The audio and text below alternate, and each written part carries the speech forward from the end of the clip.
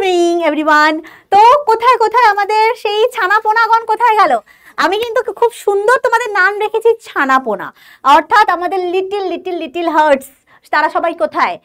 আমার first video কিন্তু already চলে গেছে চ্যানেলে, দেখে নিয়েছো তো? তাপের ফার্স্ট ভিডিও অলরেডি চলে গেছে। যারা যারা এখনো পর্যন্ত দেখিসনি তাদেরকে বলবো ঝটপট করে দেখে নেয়, না হলে কিন্তু আজকের যে লেকচারটা সেটা কিন্তু একটু বুঝতে অসুবিধা হতে পারে। তো যারা যারা এখনো পর্যন্ত দেখিসনি ঝটপট করে দেখ। আর আগের দিনের হোমওয়ার্ক কিন্তু কেউ করিসনি, আমি দেখছিলাম তোদের কমেন্টসগুলো, তারা কিন্তু কেউ হোমওয়ার্ক করিসনি। আমি কারোর হোমওয়ার্কের অ্যান্সার দেখতে পাইনি। কেন? এইরকম ফাঁকিবাজি প্রথম থেকে মারলে কিন্তু হবে না, তোমাদেরকে কিন্তু প্রথম থেকে অ্যাক্টিভ থাকতে হবে। আমরাও যেরকম কমেন্টসগুলোকে চেক করি, আমরাও যেরকম তোমাদের পেছনে এতটা উদ্যোগ নিয়েছি যে না হ্যাঁ আমরা ক্লাস 8 থেকেই কিন্তু সুযোগ করে দেবো প্রত্যেকটা স্টুডেন্টকে, এবং যাতে তারা প্রথম থেকেই নিজেদের সেই লেভেলটাকে বজায় রাখতে পারে, তাহলে কিন্তু তোমাদেরকেও আমাদের সাথে সাথে খাটতে হবে। আমরা হোমওয়ার্ক দেবো, তোমরা করবে না সেটা কিন্তু হবে না। আমি দেখলাম শিউলি ম্যামের কমেন্টসে কিন্তু অনেকগুলো হোমওয়ার্ক এসছে, আমার কমেন্টসে কিন্তু একটা হোমওয়ার্কের আনসার আসেনি। কেউ বেতাও। তো যাই হোক, আজকে কিন্তু কোনো হোমওয়ার্ক দেবো না, কারণ আগের দিনের হোমওয়ার্কগুলো তো তোমরা পেন্ডিং, সেগুলো করোনি। আচ্ছা যাই হোক, সো আজকে কিন্তু তাপের সেকেন্ড লেকচার, যেখানে আমরা কিন্তু অনেকগুলো টপিক কভার করব। আগের দিন আমরা কি করেছিলাম ঝটপট করে একটু দেখে নিই। আগের দিন আমরা পড়েছিলাম হচ্ছে তাপ সম্পর্কে, তাপ কি, তাপের একক, তাপ কোন রাশি, তাপকে আমরা কিসের সাহায্যে পরিমাপ করতে পারি, কোন যন্ত্রের সাহায্যে, ক্যালোরিমিটার, উষ্ণতা কি, উষ্ণতার সমস্ত ডিটেলস আমরা পড়েছিলাম, এবং তাপের ফর্মুলা পড়েছিলাম যে Q = ms T2 - T1। এইটা ফর্মুলা আমরা পড়েছিলাম তাপের। এই T2 - T1 মানে হচ্ছে উষ্ণতার পার্থক্য, S মানে হচ্ছে আপেক্ষিক তাপ। আপেক্ষিক তাপ ব্যাপারটা কি সেটা কিন্তু আমরা কমপ্লিট করেছিলাম। আর M মানে হচ্ছে বস্তুর ভর। ঠিক আছে, এখান থেকে আপেক্ষিক তাপেরও ফর্মুলা ছিল হচ্ছে Q/m ΔT। ΔT মানে T2 - T1 কি আমরা ΔT লিখেছিলাম। এছাড়া আমরা কিন্তু ক্যালোরিমিতির মূলনীতি এই টপিকটা পড়েছিলাম। আর কি কি পড়েছিলাম মনে রাখতে বলেছিলাম, যে জলের আপেক্ষিক তাপের মানটা মনে রাখতে বলেছিলাম। মনে আছে তো সবার? কি কমেন্টসে জানাবে কিন্তু জলের আপেক্ষিক তাপের মান CGS এন্ড SI পদ্ধতিতে কি। আচ্ছা, এই অবধি আমরা আগের দিন পড়েছিলাম, আর কিছু সামান্য অঙ্ক করেছিলাম এই সূত্র রিলেটেড। আশা করি মনে রয়েছে। আজকে তাহলে আমাদের টপিকটা কি? আচ্ছা, কেউ আমাকে বলেছিলি যে ক্লাসের লেন্থ একটু লম্বা হয়ে গেছে। কেউ না, একজনই দেখলাম লিখেছে। তো তোদের যেহেতু এটা রেকর্ডেড ক্লাস, কোনো তো অসুবিধা হওয়ার কথা না। তোদের যতটুকু মনে হবে যে আমি এইটুকু দেখবো, তাহলে এইটুকু রেখে পজ করে আবার কিছুক্ষণ বাদে দেখবি। ঠিক আছে, খাওয়া দাওয়া করে নিবি, রিল্যাক্স করে নিবি, তারপরে আবার দেখবি। ঠিক আছে, কোনো তো অসুবিধা নেই। রেকর্ডেড ক্লাস তো, লাইভ ক্লাস হলে আমরা চিন্তা করতাম যে না, লাইভ ক্লাসে কোশ্চেন আনসার না করতে পারলে একটু সমস্যা হবে। রেকর্ডেড ক্লাসে কিন্তু কোনো সমস্যা নেই, তোমরা যখন খুশি দেখতে পারবে। ঠিক আছে, আচ্ছা, আর এরপরে আরেকটা লেকচার যাবে তাপের, তাহলে আমরা তাপ চ্যাপ্টারটাকে কভার করব, মানে কমপ্লিট করব। আর এক একটা চ্যাপ্টার কমপ্লিট হওয়ার পর তোমাদের কাছে কিন্তু প্র্যাকটিস সেট যাবে, অর্থাৎ পুরো চ্যাপ্টারের যাবতীয় যা পড়াশোনা হয়েছে তার রিলেটেড কিছু কোশ্চেন তোমাদের সাথে আপলোড করা হবে। সেটা কিন্তু ইউটিউবে না, সেটা কিন্তু অ্যাপে। যারা যারা অ্যাপে এখনো পর্যন্ত লগ ইন করে দেখিসনি তারা কিন্তু লগ ইন কর, এবং সেখানে এই নাম দিয়ে সার্চ করবি, ব্যাচটাকে সার্চ করবি, ব্যাচটাকে পেয়ে যাবি। এবং ক্লাসের এই নোটসটা কিন্তু তোদেরকে ওখান থেকেই ডাউনলোড করতে হবে, আদারওয়াইজ ইউটিউব থেকে কিন্তু তোরা ক্লাস নোটসটাকে পাবি না। ঠিক আছে, আর সেই ব্যাচেই কিন্তু তোদের ডিপিপি বলে একটা পোর্শন রয়েছে, সেখানে কিন্তু তোরা প্র্যাকটিস সেটটা পেয়ে যাবে এবং তোরা প্র্যাকটিস করবি। ঠিক আছে, তো আজকে আমাদের টপিকটা কি? আজকের আমাদের প্রথম টপিক হচ্ছে অবস্থার পরিবর্তন, যেটা কিন্তু অলরেডি তোমরা আগের দিনের ক্লাসে কিছুটা পরিমাণে ঝলক দেখেছো না? তো সেই অবস্থার পরিবর্তন সম্পর্কে আজকে আমরা একটুখানি পড়বো। যেটা সব থেকে ইম্পর্টেন্ট পার্ট সেটা হচ্ছে লিন তাপ। অবস্থার পরিবর্তনের সাথে লিন তাপের একটা হিউজ অ্যামাউন্টের রিলেশন রয়েছে, সেটা কি সেটা জানবো। এবং লিন তাপের প্রকারভেদ জানবো, লিন তাপ কয় প্রকারের হয় সেটা জানবো। তারপরে গলনাঙ্ক হিমাঙ্কর ব্যাপারটা জানবো, এই যে কোন টেম্পারেচারে বরফ গলে যাচ্ছে, কোন টেম্পারেচারে জল জমে বরফ হচ্ছে, কোন টেম্পারেচারে জল ফুটে বাষ্প হচ্ছে, এই টেম্পারেচারগুলো সম্পর্কে আমাদের একটু আইডিয়া নিতে হবে, গলনাঙ্ক স্ফুটনাঙ্ক সম্পর্কে, হিমাঙ্ক সম্পর্কে। এবং ভেরি ভেরি ইম্পর্টেন্ট টপিক হচ্ছে বাষ্পায়ন আর স্ফুটন, এই দুটোকে সেম নাকি এই দুটো আলাদা? বাষ্পায়ন মানে হচ্ছে ইভাপোরেশন, আর স্ফুটন মানে হচ্ছে বয়েলিং। এই বাষ্পায়ন আর স্ফুটনের মধ্যে কি ডিফারেন্স রয়েছে, আর দুটো টপিক কি কি এটা আমরা জানবো। আর যদি সময় থাকে তাহলে আজকে আমরা পড়বো হচ্ছে সম্পৃক্ত বাষ্প, শিশিরাঙ্ক, তারপরে শিশির, মেঘ, কুয়াশা, ধোঁয়াশা।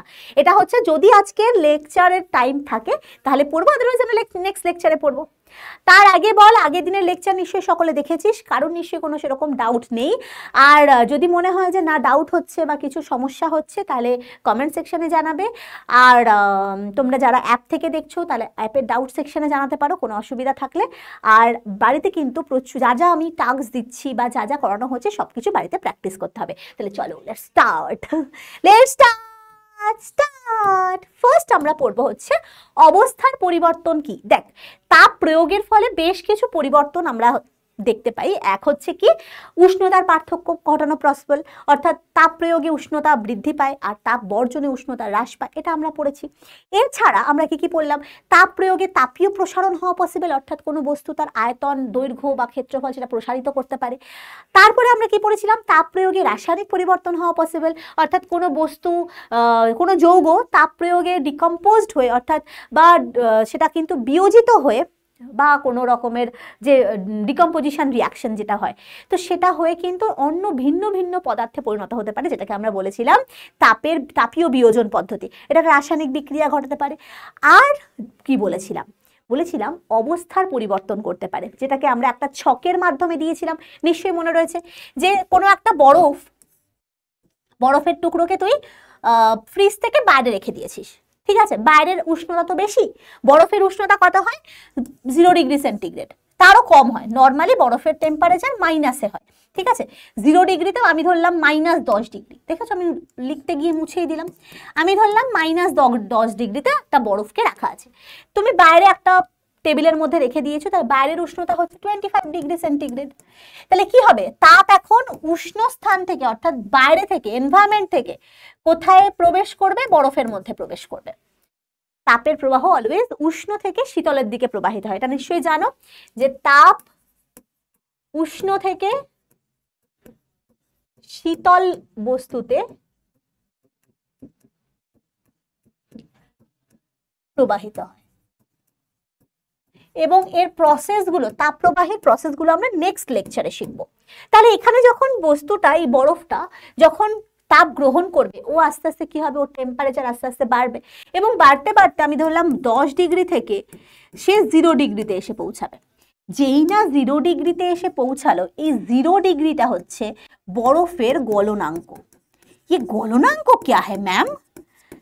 গলনাঙ্কটা আবার কি, মেল্টিং পয়েন্ট, মানে হচ্ছে প্রমাণ চাপে যে উষ্ণতায় কোনো কঠিন পদার্থ তরলে পরিণত হয়, অর্থাৎ 0 ডিগ্রি সেন্টিগ্রেড টেম্পারেচারে কোনো বরফ গলে জল হয়। এই 0 ডিগ্রি টেম্পারেচারটা হচ্ছে প্রমাণ চাপ, কারণ এক্ষেত্রে বায়ুমণ্ডলীয় চাপ নির্ভর করে। তো এই 0 ডিগ্রি টেম্পারেচারে যে কঠিন পদার্থ তরলে পরিণত হচ্ছে, অর্থাৎ তার যে ট্রানজিশনটা হচ্ছে, অর্থাৎ তার যে ফেজ চেঞ্জটা হচ্ছে, কঠিন থেকে তরলে যে রূপান্তরিত হচ্ছে, কি হচ্ছে, কঠিনটা গলে জল হচ্ছে, অর্থাৎ গলে যাচ্ছে, সেখান থেকে হচ্ছে গলনাঙ্ক, অর্থাৎ যে টেম্পারেচারে প্রমাণ চাপে কোনো একটা কঠিন বস্তু গলে তরলে পরিণত হয়। তাহলে এক্ষেত্রে বরফের গলনাঙ্ক কত, 0 ডিগ্রি। তার মানে বরফটা এখন কি হতে শুরু করবে, বরফটা এখন কিন্তু মেল্ট হতে শুরু করবে। বরফটা এখন ধরলাম আধা জল, এখানেও জল আছে, ঠিক আছে, আধা জল আর আধা বরফ হয়ে রয়েছে, ঠিক আছে। তার মানে আস্তে আস্তে সেটা কি হয়ে যাচ্ছে, পুরোপুরি জলে পরিণত হবে, পুরোপুরি জলে পরিণত হবে। তাহলে বরফ থেকে যে জল হয়ে গেল, মানে কঠিন থেকে যে তরল পরিণত হলো, এই প্রসেসটাকে আমরা কি বলবো, গলন পদ্ধতি বলবো, গলন, ঠিক আছে। আবার আমি এটাকে যদি হিট করতে শুরু করি, আমি বাইরে থেকে জলকে তাপ দিতে শুরু করেছি, ঠিক আছে। তাপ দিতে দিতে তার মানে ওর এখন ধরো 0 তে পুরোপুরি একদম আধা গলে এরকম ভাবে গলতে শুরু করলো, এবং এটা কোথায় চলে আসলো, এটা এখন ধরলাম 25 ডিগ্রি সেন্টিগ্রেডে চলে এসছে, জলটা ঘরের উষ্ণতায় চলে এসছে। কারণ কতক্ষণ পর্যন্ত তাপ সে গ্রহণ করতে পারবে, যতক্ষণ পর্যন্ত না সে ঘরের উষ্ণতায়, মানে সেম টেম্পারেচারে বা তাপীয় সাম্যে যতক্ষণ না পৌঁছাচ্ছে ততক্ষণ পর্যন্ত তাপের প্রবাহটা চলতে থাকে, ঠিক আছে। এবার আমি ধরলাম জলটা 25 ডিগ্রিতে পৌঁছালো, এরপর কি হবে, এবার আমি এক্সট্রা অ্যামাউন্টের তাপ মানে গ্যাসের ওপরে বসিয়ে দিয়েছি, তাপ দিচ্ছি। এবার 25 ডিগ্রি থেকে আস্তে আস্তে তাপটা বাড়বে, মানে তাপের উষ্ণতা বাড়বে, 25 ডিগ্রিতে আমি ধরলাম থেকে 100 ডিগ্রিতে পৌঁছালো, আমি 100 ডিগ্রিতে পৌঁছেছি। এবারে যেই না 100 ডিগ্রিতে পৌঁছালো, এই 100 ডিগ্রিটা হলো, এই 100 ডিগ্রিটা কি বলতো, এই 100 ডিগ্রিটা হচ্ছে জলের स्फुटनांक। ये स्फुटनांक क्या है? মানে দেখো স্ফুটন থেকে স্ফুটনাঙ্ক এসছে, মানে যে উষ্ণতায় প্রমাণ চাপে কোনো তরল পদার্থ ফুটে বাষ্পে পরিণত হতে পারে। যেমন গলনাঙ্ক মানে হচ্ছে গলে তরলে পরিণত হওয়া, স্ফুটনাঙ্ক মানে হচ্ছে ফুটে বাষ্পে পরিণত হওয়া।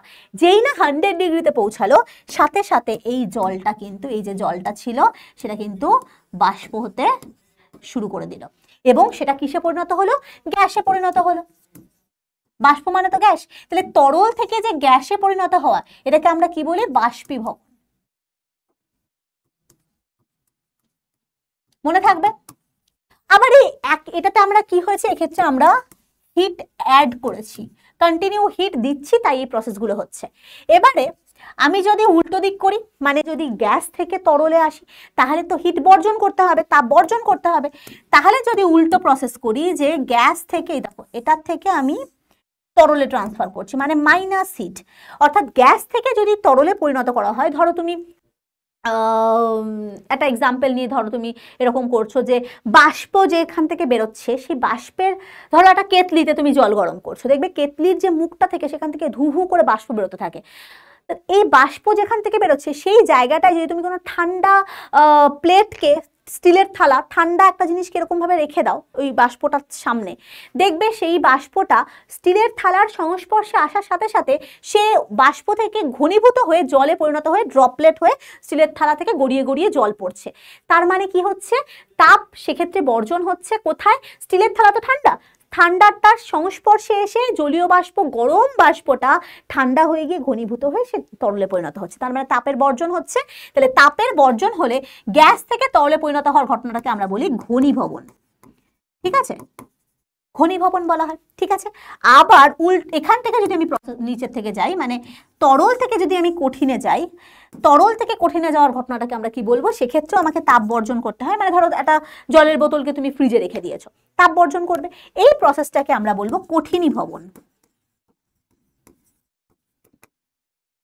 এই হচ্ছে আমাদের টোটাল অবস্থার পরিবর্তন। ক্লিয়ার? কোনো গলন, বাষ্পীভবন, ঘনীভবন, কঠিনীভবন। আর যদি ডিরেক্ট কোনো পদার্থ কঠিন থেকে একদম ডিরেক্ট গ্যাস হয়ে যায়, হতেই পারে। কর্পূর, কর্পূর কি মাঝখানে লিকুইড ফেজে থাকে? না। কর্পূর, নিশাদল মানে অ্যামোনিয়াম ক্লোরাইড, এই টাইপের পদার্থগুলো কি কি? যেমন কর্পূর, ভুল লিখেছো বানান, কর্পূর, নিশাদল, নিশাদলকে বলা হয় অ্যামোনিয়াম ক্লোরাইড। ঠিক আছে, এই টাইপের পদার্থগুলো ডিরেক্ট কঠিন থেকে গ্যাস হয়। এই কঠিন থেকে গ্যাস হওয়ার, মানে কঠিন থেকে বাষ্প হওয়ার হতে তাপ দিতে লাগে। ঠিক আছে, বা এমনি নর্মাল আমাদের বায়ুতে রেখে দিলেও, যেহেতু উদ্বায়ী পদার্থ, এরা কি উদ্বায়ী পদার্থ, এরা উদ্বায়ী পদার্থ হওয়ায় তারা কিন্তু ডিরেক্ট কঠিন থেকে বাষ্প হয়ে যায়। এবং এই প্রসেসটাকে আমরা কি বলবো? যেখান থেকে কঠিন থেকে একদম বাষ্প হয়ে যাচ্ছে এটাকে বলা হয় সাবলিমেশন বা ঊর্ধ্বপাতন প্রসেস। ঊর্ধ্বপাতন প্রসেস। আবার এটারই ঠান্ডা করলে, যদি এটারই গ্যাস থেকে আমরা কঠিনে নিয়ে আসি তাহলে তাপ বর্জন করতে হবে, এটাকে বলা হয় অবক্ষেপণ। ঠিক আছে, ডিপোজিশন। মনে থাকবে। ক্লিয়ার? তাহলে পুরো অবস্থার পরিবর্তনের কোনটা কোন প্রসেস একদম আমাদের মাথায় ছক বসে গেল। আচ্ছা, এবারে আমরা যেটা আসল টপিকে আসবো সেটা হচ্ছে লিন তাপ। যখন কোনো পদার্থের অবস্থার পরিবর্তন হয়, এক্সাম্পল দিয়ে বোঝো, বুঝতে পারবে ভালো করে। ধরো একটা পাত্র নিয়েছি যার মধ্যে বরফ আছে, এর মধ্যে বরফের টুকরো আছে। ঠিক আছে, বরফের টুকরো রাখা আছে। এই বরফের টুকরোটা হচ্ছে এখন -10 ডিগ্রি সেন্টিগ্রেডে আছে, কোনো অসুবিধা নেই, বরফের টেম্পারেচার মাইনাসে হয়। এবার আমি এটাকে তাপ দিচ্ছি, লেগেছে লেগেছে লেগেছে লেগেছে আগুন। এবার তাপ দেওয়ার ফলে কি হবে? এই টেম্পারেচারটা, আমি এখানে একটা থার্মোমিটার অ্যাড করেছি, থার্মোমিটার দিয়ে আমি টেম্পারেচার দেখছি, এখানের সাথে একটা থার্মোমিটার অ্যাড করা আছে। হ্যাঁ, কি জঘন্য থার্মোমিটার রাখি আমি। যাই হোক, থার্মোমিটার অ্যাড করা রয়েছে যার সাথে আমি উষ্ণতা পরিমাপ করতে পারছি। এটা কি? এটা হচ্ছে থার্মোমিটার। কি হবে দেখো, আমি তাপ দিচ্ছি ক্রমাগত, তাহলে এই 10 ডিগ্রি থেকে আস্তে আস্তে টেম্পারেচার বাড়বে। তো আমি ধরলাম 10 থেকে সেটা প্রথমে কি আসলো, -9 ডিগ্রিতে আসলো, সেখান থেকে -5 ডিগ্রিতে আসলো, সেখান থেকে আমি ধরলাম 0 ডিগ্রিতে এসে পৌঁছালো। আমি একবার ডিরেক্ট লিখে দিচ্ছি যে 10 থেকে একদম 0 ডিগ্রিতে এসে পৌঁছেছে, 0 ডিগ্রি সেন্টিগ্রেড, কারণ আস্তে আস্তে তাপ বাড়ছে, মাইনাস থেকে নর্মালে আসছে। যেই না 0 ডিগ্রিতে এসে পৌঁছালো, কি দেখতে পাবো জানো? এই বরফটা আস্তে আস্তে গলতে শুরু হবে, এই বরফটা আস্তে আস্তে গলে জল হতে শুরু করবে। এটার মধ্যে তখন আমরা জলের আস্তরণ দেখতে পাবো, এবং আমি দেখবো এই থার্মোমিটারের লেভেলটা এখন 0 ডিগ্রি টেম্পারেচারে আছে। ঠিক আছে, ভালো কথা, 0 ডিগ্রি টেম্পারেচারে আছে। এবার আস্তে আস্তে বরফটা গলছে। আচ্ছা, তোমাদের মনে হতে পারে যে 0 ডিগ্রি টেম্পারেচারে কতক্ষণ থাকবে? একদম মাথায় ঢুকিয়ে নাও, যতক্ষণ পর্যন্ত বরফ এর মধ্যে আছে ততক্ষণ পর্যন্ত টেম্পারেচার চেঞ্জ হবে না, যতক্ষণ না এই বরফটা পুরোপুরি জল হয়ে যাচ্ছে। মানে আমি যদি ধরি এই তো বাটিটার মধ্যে যদি ধরলাম আধা বরফ আধা জল, এরকম কন্ডিশন রয়েছে, এটা তখন 0 ডিগ্রি টেম্পারেচারেই থাকবে, যতক্ষণ না পর্যন্ত এটা পুরোপুরি জল হয়ে যাবে। পুরোপুরি যখন জল হয়ে গেল, পুরোপুরি ধরো জল হয়ে গেল, এবার টেম্পারেচার আমি তো হিট তো কন্টিনিউ দিচ্ছি, হিট আমি কন্টিনিউ দিচ্ছি। এবার দেখবো থার্মোমিটারের পারা বাড়ছে, থার্মোমিটারের পারাটা আস্তে আস্তে প্রথমে 0 ডিগ্রিতে ছিল, এবার আস্তে আস্তে ও টেম্পারেচার বাড়তে বাড়তে ও ঘরের উষ্ণতা এসে পৌঁছাবে। তার মানেটা কি? যতক্ষণ ফেজটা ট্রানজিশন মোডে ছিল, যতক্ষণ বরফ থেকে না পুরোপুরি জল হয়ে যাচ্ছে, ততক্ষণ টেম্পারেচার কি চেঞ্জ হয়েছিল? ততক্ষণ পর্যন্ত কিন্তু টেম্পারেচার ফিক্সড, এবং সেটা 0 ডিগ্রি টেম্পারেচার। তার মানে কি বললাম? যতক্ষণ বরফ পুরোপুরি জলে পরিণত না হবে, পুরোপুরি জলে পরিণত না হয়, ততক্ষণ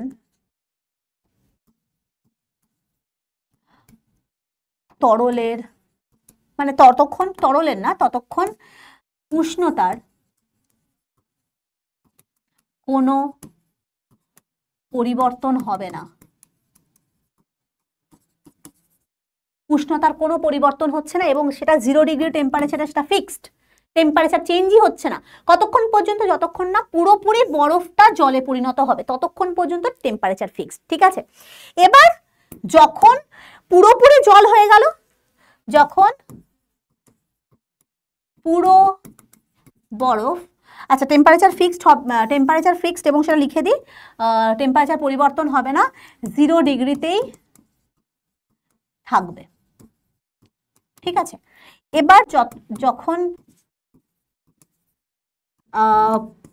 পুরো গলে জলে পরিণত হবে,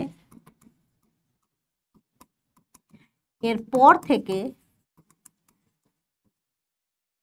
উষ্ণতা বাড়তে থাকবে। ক্লিয়ার? মাথায় থাকবে? এবার তোমাদের প্রশ্ন হচ্ছে, তাহলে দেখো 0 ডিগ্রি টেম্পারেচারে বরফ গলে জল হয়েছে, দ্যাটস ওয়াই এটা হচ্ছে আমাদের বরফের গলনাঙ্ক। ঠিক আছে, যে টেম্পারেচারে জলে মানে তরলে পরিণত হয় সেই টেম্পারেচারটাকে আমরা গলনাঙ্ক বলি, সেটা যে কোনো পদার্থের ক্ষেত্রে। ঠিক আছে, এখানে আমরা বরফের ক্ষেত্রে বলছি তাই বরফের গলনাঙ্ক বলছি, আদারওয়াইজ যে কোনো পদার্থের গলনাঙ্ক ডিফারেন্ট হয়। আর সেটা কি কি বিষয়ের উপর ডিপেন্ড করছে সেটা আমি পরে আসছি। তার আগে আচ্ছা আমাকে একটা কথা বলো, এই যে যখন বরফটা পুরোপুরি জল হচ্ছিল, টেম্পারেচার চেঞ্জ হচ্ছে না তো, কিন্তু বরফের ফেজ চেঞ্জ হচ্ছে, মানে বরফ থেকে জল হচ্ছে। তা বরফ থেকে জল হতে গেলে ও তো তাপের তো দরকার, নাহলে জলটা হচ্ছে কি করে? আচ্ছা, তাপ প্রয়োগ হচ্ছে, তার মানে কি হচ্ছে? বরফটা আস্তে আস্তে জল হচ্ছে, কিন্তু টেম্পারেচার পরিবর্তন হচ্ছে না। যতক্ষণ পর্যন্ত বরফ প্রেজেন্ট রয়েছে ততক্ষণ টেম্পারেচার পরিবর্তন হচ্ছে না, টেম্পারেচার ফিক্সড, বাট ফিরবি ওটা গলে যাচ্ছে। টেম্পারেচার ফিক্সড রাখছি, তাও টেম্পারেচার ফিক্স রাখা সত্ত্বেও তাও বরফটা গলে যাচ্ছে, এটা কি করে পসিবল? তার মানে ও বাইরে থেকে হিট তো কন্টিনিউ নিচ্ছে, হিট কিন্তু ও কন্টিনিউ নিচ্ছে, বাইরে থেকে হিট ওর কাছে সব সময় যাচ্ছে, হিট ও কন্টিনিউ নিচ্ছে, কিন্তু তাও টেম্পারেচার পরিবর্তন হচ্ছে না। শুধুমাত্র কি পরিবর্তন হচ্ছে? অবস্থার পরিবর্তন হচ্ছে, সে বরফ থেকে গলে যাচ্ছে, কিন্তু টেম্পারেচার পরিবর্তন করতে পারছে না সেই হিটটা। ও বাইরে থেকে হিটটা অ্যাবজর্ব করছে। কতক্ষণ পর্যন্ত এই ঘটনাটা দেখতে পাওয়া যাবে? বরফটা যতক্ষণ না পুরোপুরি জল হয়ে যাবে ততক্ষণ এই ফেজটা চলবে, টেম্পারেচার ফিক্স থাকবে 0-তে, কিন্তু আমি দেখবো গলতে থাকছে। তার গলতে যখন থাকছে তার মানে ও নিশ্চয়ই বাইরে থেকে হিট গ্রহণ করছে। হিট গ্রহণ করা সত্ত্বেও টেম্পারেচার চেঞ্জ হচ্ছে না, অদ্ভুত ব্যাপার। এই তাপটাকে আমরা বলবো লীন তাপ। যেই তাপটা গ্রহণ করলে বস্তুর টেম্পারেচার পরিবর্তন হয় না, উষ্ণতার পরিবর্তন করা পসিবল হয় না, যেই তাপটা শুধুমাত্র পদার্থের অবস্থার পরিবর্তন করতে কাজে লাগে। আমরা দেখো আগের দিন পড়েছিলাম তাপ 3 প্রকারের, একটা হচ্ছে বোধগম্য তাপ, একটা হচ্ছে লীন তাপ, একটা হচ্ছে বিকীর্ণ তাপ। বোধগম্য তাপ যেটা উষ্ণতার পরিবর্তন করতে পারে, কিন্তু লীন তাপ হচ্ছে এমন একটা তাপ যখন কোনো পদার্থ তার অবস্থার পরিবর্তন করে, সে বরফ থেকে জল হোক, জল থেকে বাষ্প হোক, সেই ট্রানজিশন ফেজে যে তাপটা সারাউন্ডিং থেকে বা বাহ্যিক জায়গা থেকে সে যখন গ্রহণ করছে, যে তাপটা গ্রহণে বস্তুর টেম্পারেচার পরিবর্তন হচ্ছে না, টেম্পারেচার ফিক্সডই থাকছে, তার গলনাঙ্কে বা তার স্ফুটনাঙ্কে টেম্পারেচারটা ফিক্স রাখা সত্ত্বেও সেই ট্রানজিশন হয়ে যাচ্ছে ফেজের, মানে সে তার অবস্থার পরিবর্তন করছে, সেই তাপটাকে আমরা বলবো লীন তাপ। মনে থাকবে তাহলে লীন তাপ ব্যাপারটা কি। লীন তাপ হচ্ছে এমন একটা তাপ, লীন তাপ কি করে, লীন তাপ হচ্ছে এমন একটা তাপ যা গ্রহণে বস্তুর উষ্ণতার পরিবর্তন না হয়ে, উষ্ণতার পরিবর্তন হয় না, কিন্তু অবস্থার পরিবর্তন হয়। মনে থাকবে তাহলে লীন তাপ ব্যাপারটা কি, যেটাকে আমরা ল্যাটেন্ট হিট বলবো। ডেফিনেশন কি বলেছে দেখো, একক ভরের কোনো পদার্থের উষ্ণতা অপরিবর্তিত রেখে, উষ্ণতা চেঞ্জ হচ্ছে না, অপরিবর্তিত রেখে শুধুমাত্র অবস্থার পরিবর্তন ঘটানোর জন্য যে তাপ প্রয়োগ বা বর্জন হতেই পারে। যদি আমি জল থেকে বরফে যাই, আমি তো এখানে গলনের প্রসেসটা দেখালাম, হতেই পারে তার উল্টো প্রসেসটা হচ্ছে, অর্থাৎ জল থেকে বরফ হচ্ছে, তাহলে প্রসেসটা সেম। এখানে আমি তাপ দিচ্ছি, সেক্ষেত্রে তাপ বর্জন করা হবে, সিম্পল না। আমি গলন হচ্ছে মানে সেক্ষেত্রে তাপ প্রয়োগ হচ্ছে, বর্জন করা হলে কি হবে, জল থেকে বরফ হবে। এবং যতক্ষণ না পুরো জলটা জমে বরফ হচ্ছে ততক্ষণ পর্যন্ত টেম্পারেচার 0 ডিগ্রিতে ফিক্স থাকবে, কারণ জল গলে যেরকম 0 ডিগ্রিতে, সেরকম জল জমেও 0 ডিগ্রিতেই। এটা আমরা জানি তো, যে জল যেরকম জল গলে বলবো না, জল জমে 0 ডিগ্রিতে, জল জমে বরফ হয়, এই জন্য এটাকে বলা হয় হিমাঙ্ক। এটাকে বলা হবে সেক্ষেত্রে হিমাঙ্ক, হিমে পরিণত হচ্ছে। আবার তার উল্টো প্রসেস কি, যে বরফ গলে 0 ডিগ্রি সেন্টিগ্রেডেই জল হয়, এক্ষেত্রে 0 ডিগ্রিটাকে বলা হয় গলনাঙ্ক। একই টেম্পারেচারে দুরকম নাম কেন, কারণ যখন হিমাঙ্ক হচ্ছে এক্ষেত্রে কি হয় জানো, এক্ষেত্রে লীন তাপ বর্জন হয়, আবার গলনাঙ্কের ক্ষেত্রে এক্ষেত্রে লীন তাপ গ্রহণ হয়। তাহলে হিমাঙ্ক কেন হচ্ছে, যখন কোনো জল লীন তাপ বর্জন করে সে বরফে পরিণত হচ্ছে, এবং যে তাপটা বর্জন করছে সেই তাপটা পরিবর্তন করাচ্ছে না, টেম্পারেচারকে ফিক্স রেখেছে, শুধু কি পরিবর্তন করাচ্ছে, সে জল থেকে বরফে, মানে অবস্থার পরিবর্তন ঘটাচ্ছে। তাই জন্য এটাকে আমরা বলবো লীন তাপ। এবং সেই লীন তাপটা কি রকম ভাগ, এটাকে বলা হয় যে গলনের লীন তাপ। ঠিক আছে, যে তাপ বর্জন হলে জল বরফে পরিণত হচ্ছে। আবার উল্টো ভাবেও তুমি বলতে পারো, যখন বরফ থেকে জল হচ্ছে তখন কি হচ্ছে, লীন তাপ, কোন গলনের লীন তাপ সে গ্রহণ করছে, যেই তাপটা অবস্থার পরিবর্তন করছে কিন্তু উষ্ণতার পরিবর্তন করছে না। তাহলে এই লীন তাপগুলো কি করছে, এই লীন তাপগুলো উষ্ণতা অপরিবর্তিত রেখে শুধু অবস্থার পরিবর্তন ঘটাচ্ছে। তাহলে মনে থাকবে, তাহলে লীন তাপের কাজ কি, লীন তাপের কাজ অনলি জাস্ট ফেজ চেঞ্জ করে দেওয়া। যে তাপ গ্রহণ করা বা বর্জন করা হলে কোনো বস্তু তার কঠিন থেকে তরল বা তরল থেকে কঠিন বা তরল থেকে বাষ্প, বাষ্প থেকে তরল, এইরকম ফেজ চেঞ্জ করতে পারে, উষ্ণতা চেঞ্জ করতে পারে না, তাকে আমরা লীন তাপ বলবো।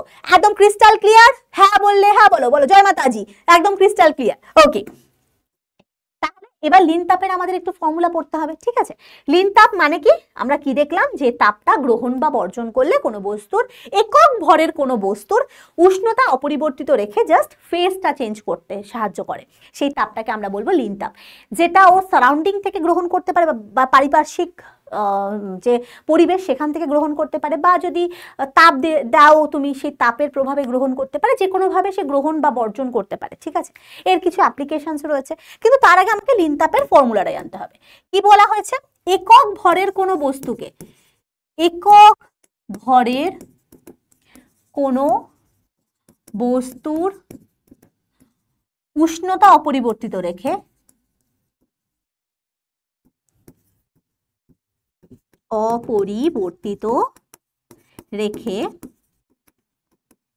অবস্থার পরিবর্তন ঘটাবে, ঠিক আছে।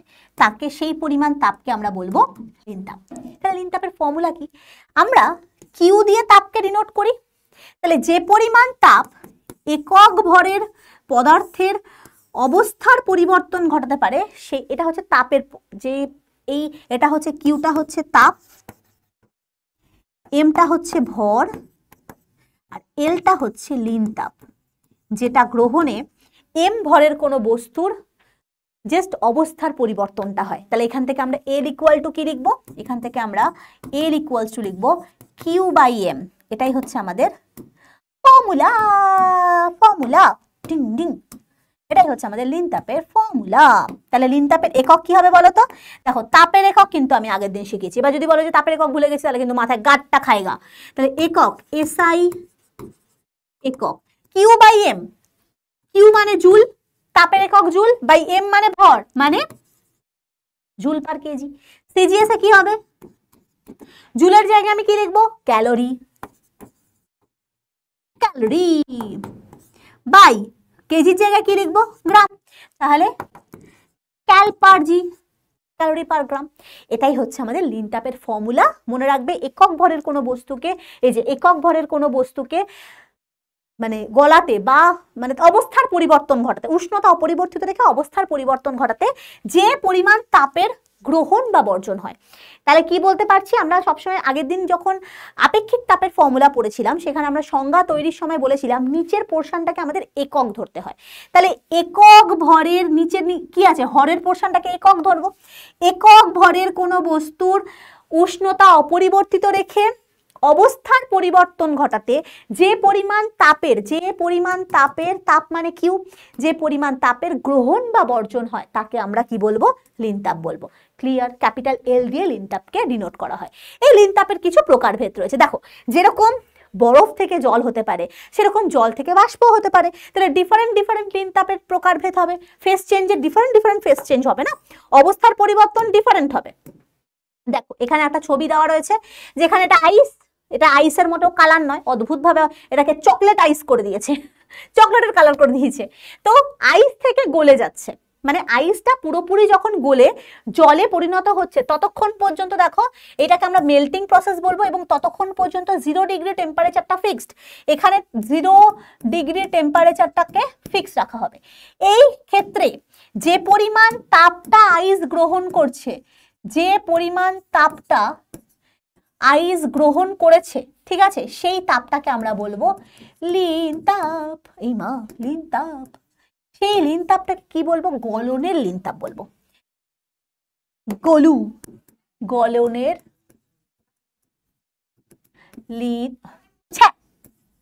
লিন তাপ। আর তোমরা কি জানো, ক্লাস 7 এ পড়েছিলে বরফ গলনের লিন তাপ কত, পড়েছিলে তো, 80 ক্যালোরি পার গ্রাম। মনে রাখবে, বরফ, এটা লিখে দিচ্ছে, আচ্ছা লেখা বোধহয় নেই, পরেরটাই লিখছি, পরের স্লাইডে। এই যে বললাম তাপ নিলে বরফটা পুরোপুরি জল হয়ে যাচ্ছে, যেটা টেম্পারেচার পরিবর্তন করাচ্ছে না, টেম্পারেচারকে ভাই ফিক্স রেখে, থার্মোমিটার দিয়ে আমি কন্টিনিউ দেখছি 0 লেভেলেই আছে পারদের পাড়াটা, কিন্তু আমি দেখছি বরফটা গলে যাচ্ছে, তার মানে সারাউন্ডিং থেকেও বাইরে থেকে হিট নিচ্ছে, সেটাকে আমরা গলনের লিন তাপ বলছি। এবং সেটা কত, 1 গ্রাম বরফকে পুরোপুরি জলে পরিণত করতে 80 ক্যালোরি তাপের প্রয়োজন হয়। তাহলে এই 80 ক্যালোরি পার গ্রামটা হচ্ছে বরফের গলনের লিন তাপ। ঠিক আছে, এটা সিজিএস এককে, আর এসআই এককে হচ্ছে 3.36 × 10⁵ জুল পার কেজি। ঠিক আছে, লিখিয়ে দিচ্ছি আমি। এটা হয়ে গেল বরফ থেকে জল। আবার আমি যদি উল্টা প্রসেসে যাই, যদি আমি জল থেকে বরফ করার চেষ্টা করি, এটাকে আমরা বলি তোমার কঠিনীভবন বা ফ্রিজিং বলে থাকি, এটাকে আমরা কঠিনীভবন বলি। তাহলে এক্ষেত্রে আমাকে কি করতে হবে? টেম্পারেচার তো ভাই 0 ডিগ্রিতেই ফিক্স থাকবে।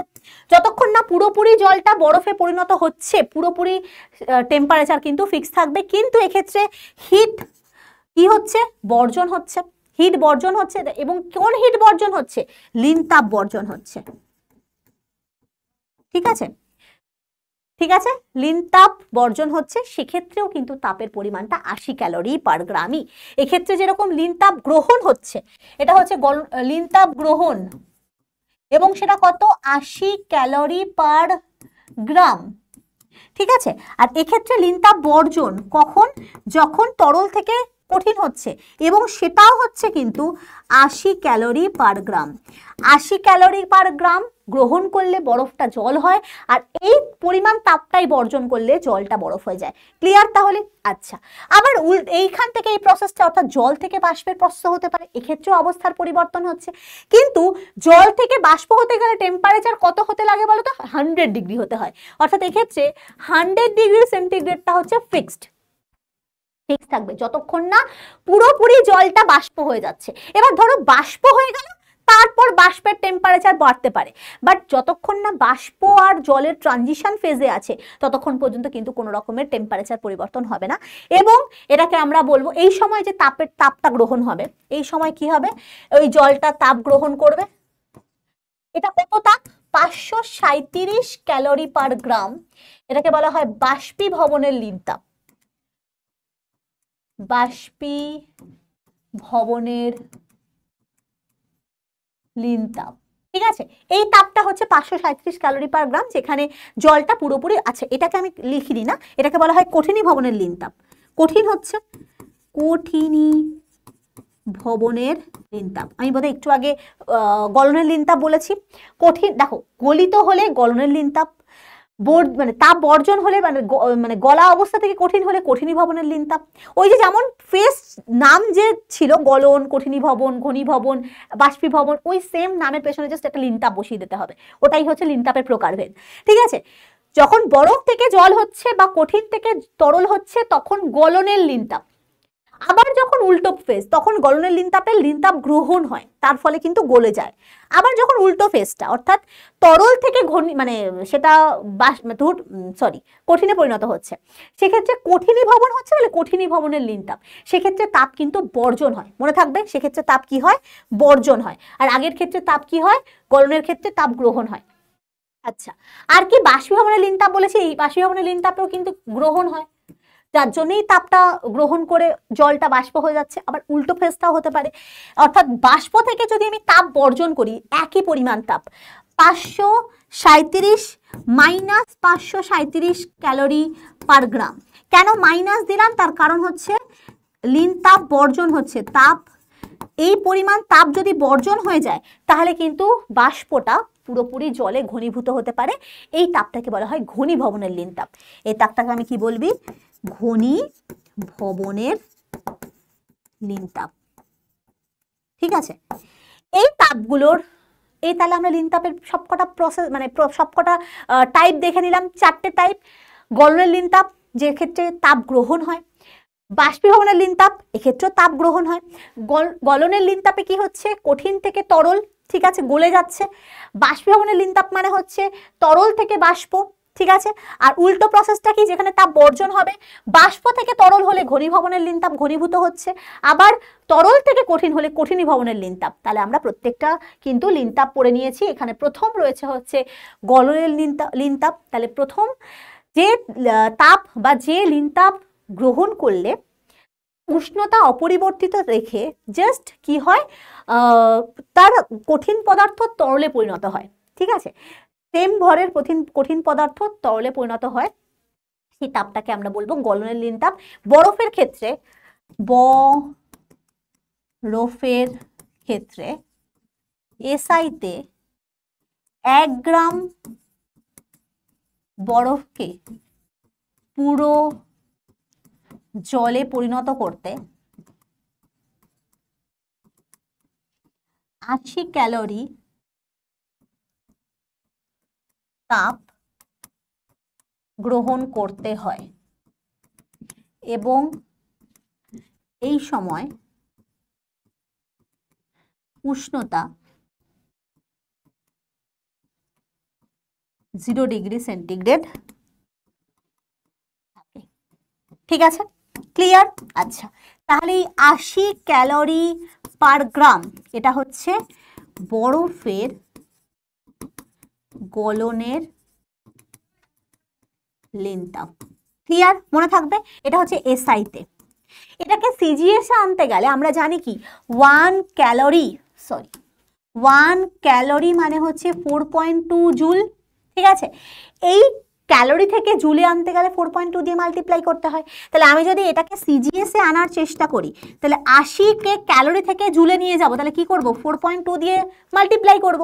সেম ভাবে ডিভাইডেড বাই গ্রাম থেকে কেজিতে নিয়ে যাব, কারণ সিজিএস থেকে এসআই তে আনা মানে হচ্ছে কি জুল পার কেজিতে আনা। জুল পার কেজি হচ্ছে এসআই ইউনিট। তাহলে ক্যালোরি থেকে জুলে আনতে গেলে তো আমি 4.2 দিয়ে মাল্টিপ্লাই করলাম।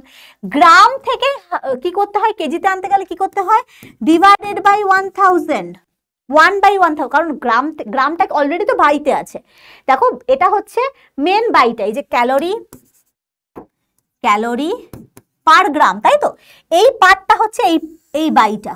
ঠিক আছে, এটা হচ্ছে এই বাই, যে বাই গ্রাম। এবার গ্রাম থেকে আমি কেজিতে ট্রান্সফার করতে গেলে কি করতে হয়, 1000 দিয়ে ভাগ করতে হয়। তাহলে 1000 দিয়ে ভাগ করা মানে 1/1000। তাহলে এটাকে করতে কি হবে, 80 × 4.2 × 1000 মানে 3.36 × 10⁵ জুল পার কেজি। এটা হচ্ছে আমাদের সিজিএস, সরি উল্টো লিখেছি না, তার তরিকা।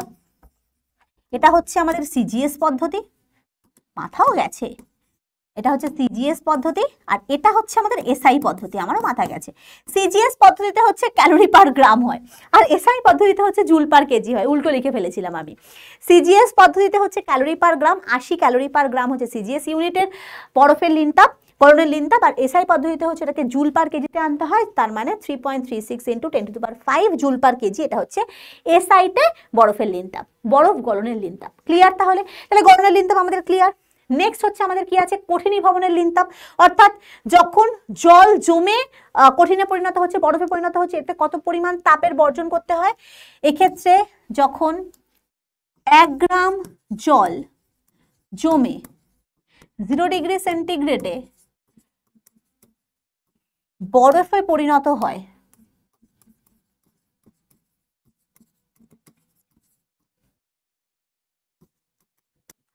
সেতে কত পরিমাণ তাপ বর্জন করতে হয় বলতো, 80 ক্যালোরি তাপ বর্জন করতে হয়।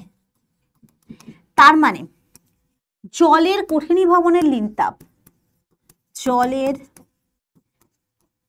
কঠিনীভবনের লিনতাপ কত বলতো, 80 ক্যালোরি পার গ্রাম। এটা হচ্ছে সিজিএস এ, কারণ ক্যালোরি পার গ্রাম হচ্ছে সিজিএস ইউনিট। আর এটাকেই যদি তুমি এসআই তে নিতে যাস কি করতে হবে, ওই একই ঘটনা 3.36 দিয়ে মানে আসবে, ওই 4200 দিয়ে মাল্টিপ্লাই করলে একই আসবে, এত 5 জুল পার কেজি। এটা হচ্ছে আমাদের এসআই তে কঠিনীভবনের লিনতাপের মান। আর এক্ষেত্রে কিন্তু আমাদের একটা কথা খুব সবসময় লিখতে হবে, সেটা হচ্ছে প্রমাণ চাপে। এটা হচ্ছে সবসময় প্রমাণ চাপটা মেনশন করা খুবই জরুরি, প্রমাণ চাপ। কারণ চাপ পরিবর্তন হলে, এর আগেরটা আমার লেখা উচিত ছিল যে এসআইতে কেন লিখেছি, প্রমাণ চাপে। তার মানে এই যে গলনের যে গলনাঙ্ক বা স্ফুটনাঙ্ক, যেই যে টেম্পারেচারটা চাপের ওপর কিন্তু ডিপেন্ড করে। অর্থাৎ বায়ুমণ্ডলীয় চাপ যদি বেশি থাকে সেক্ষেত্রে কিন্তু গলনাঙ্ক, স্ফুটনাঙ্ক, হিমাঙ্কে এদের মানগুলো চেঞ্জ হতেও পারে। হতেও পারে না, হয়, ঠিক আছে। তার মানে এই প্রমাণ চাপটা কিন্তু মেনশন করা খুবই জরুরি। যখনই তুমি কোনো লিন তাপের ডেফিনেশন লিখবে, দেখো লেখা আছে প্রমাণ চাপে কোনো কঠিন পদার্থের একক ভরের উষ্ণতা স্থির রেখে সমগ্র কঠিন পদার্থকে তরলে পরিণত করতে যে পরিমাণ তাপের প্রয়োজন সেটাকে আমরা বলবো গলনের লিন তাপ। তার মানে প্রমাণ চাপ মেনশন করা জরুরি। প্রমাণ চাপ মানে বায়ুমণ্ডলীয় চাপকে আমরা 1 ATM ধরে নিই। বায়ুমণ্ডলীয় চাপ তোমরা বলো, চাপ চ্যাপ্টারে পড়েছো যে আমরা বায়ুমণ্ডলীয় চাপকে প্রমাণ ধরে নিই, সেটাকে আমরা 76 সেমি-এইচজি বলি, এই বা 1 ATM বলে থাকি। এই চাপে গলনাঙ্ক কিন্তু বরফের 0 ডিগ্রি সেন্টিগ্রেড আর হিমাঙ্ক হচ্ছে 0 ডিগ্রি সেন্টিগ্রেড। বাট যদি চাপ চেঞ্জ হয়ে যায় সেক্ষেত্রে কিন্তু গলনাঙ্কের মান চেঞ্জ হয়ে যাবে বা স্ফুটনাঙ্কের মানও কিন্তু চেঞ্জ হয়ে যাবে, ঠিক আছে। তাই জন্য প্রমাণ চাপ মেনশন করাটা খুবই জরুরি। আচ্ছা, নেক্সট হচ্ছে আমাদের বাষ্পীভবনের লিন তাপ, অর্থাৎ ওই একই ঘটনা যে জল থেকে বাষ্পে পরিণত করতে গেলে যে পরিমাণ তাপের প্রয়োজন হয়, একই ঘটনা। প্রমাণ চাপে একক ভরের কোনো জলের উষ্ণতাকে স্থির রেখে তাকে সম্পূর্ণ বাষ্পে পরিণত করতে যে পরিমাণ তাপের প্রয়োজন তাকেই বলা হয় বাষ্পীভবনের লিন তাপ। তাহলে এর মানটা কত? জলের ক্ষেত্রে এত কিছু লিখছি না, জলের বাষ্পীভবনের লিন তাপ হচ্ছে 537 ক্যালোরি পার গ্রাম, অর্থাৎ 1 গ্রাম, অর্থাৎ এটা অর্থাৎ কি, অর্থাৎ তোমাদের জানতে চায় যে 537 ক্যালোরি পার গ্রাম বলতে কি বোঝায়। এটা মানে হচ্ছে প্রমাণ চাপে 1 গ্রাম ভরের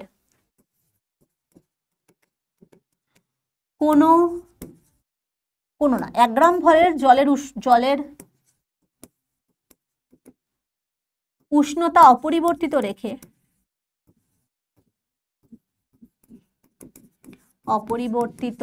রেখে তাকে সম্পূর্ণ বাষ্পে পরিণত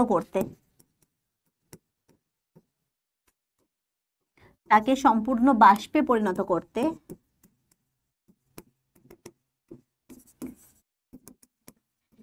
যে পরিমাণ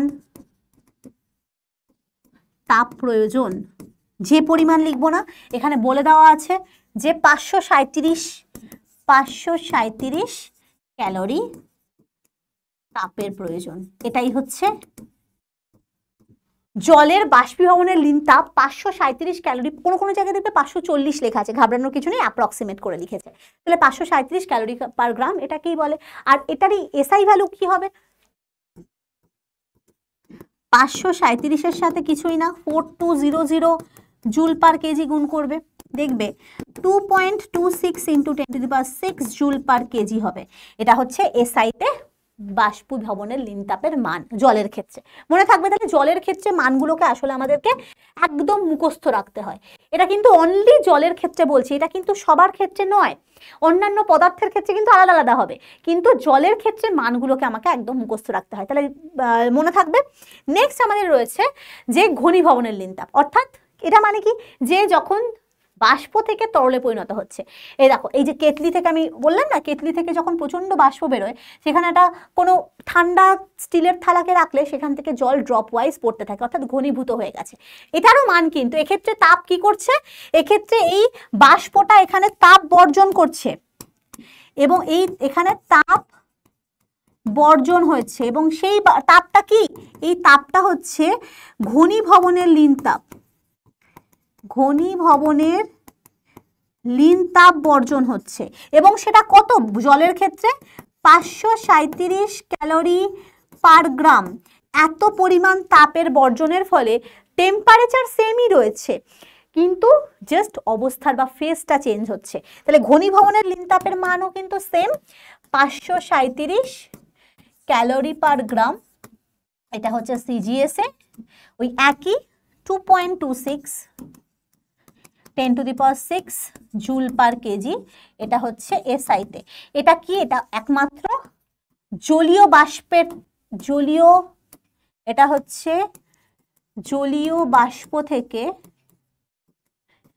জলে পরিণত হওয়ার লিন তাপ, ঠিক আছে, মানে ঘনীভবনের লিন তাপ একমাত্র জলের ক্ষেত্রে এটা হয়। তাহলে আমরা প্রত্যেকটা লিন তাপ সম্পর্কে ক্লিয়ার, যে তাপটা গ্রহণ বা বর্জন করলে জাস্ট ফেজটা চেঞ্জ হবে, অবস্থার পরিবর্তন হবে, উষ্ণতার না। ক্লিয়ার তাহলে?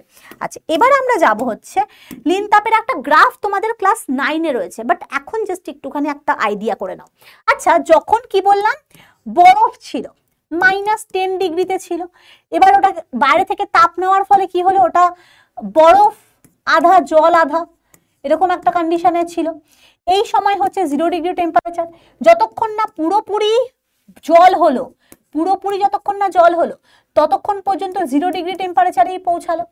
সেটা এবার দেখো 0 ডিগ্রি টেম্পারেচার তো আমাদের ঘরের উষ্ণতা না, কন্টিনিউ সেটা হিট এবারে কি করবে, এখানে তাপ গ্রহণ করলো, প্লাস হিট গ্রহণ করলে সেটা 25 ডিগ্রি সেন্টিগ্রেডের জলে পরিণত হলো। ঠিক আছে, এবার আমি যদি এটাকে গ্রাফের আকারে বোঝাই, দেখো আমি এটা গ্রাফ আকারে বোঝাবো। -10 থেকে 0-তে যখন যাচ্ছে, আচ্ছা গ্রাফের ওয়াই অ্যাক্সিসে উষ্ণতা, ওয়াই অ্যাক্সিসে নেব উষ্ণতা, আর এক্স অ্যাক্সিসে নেব হচ্ছে আমরা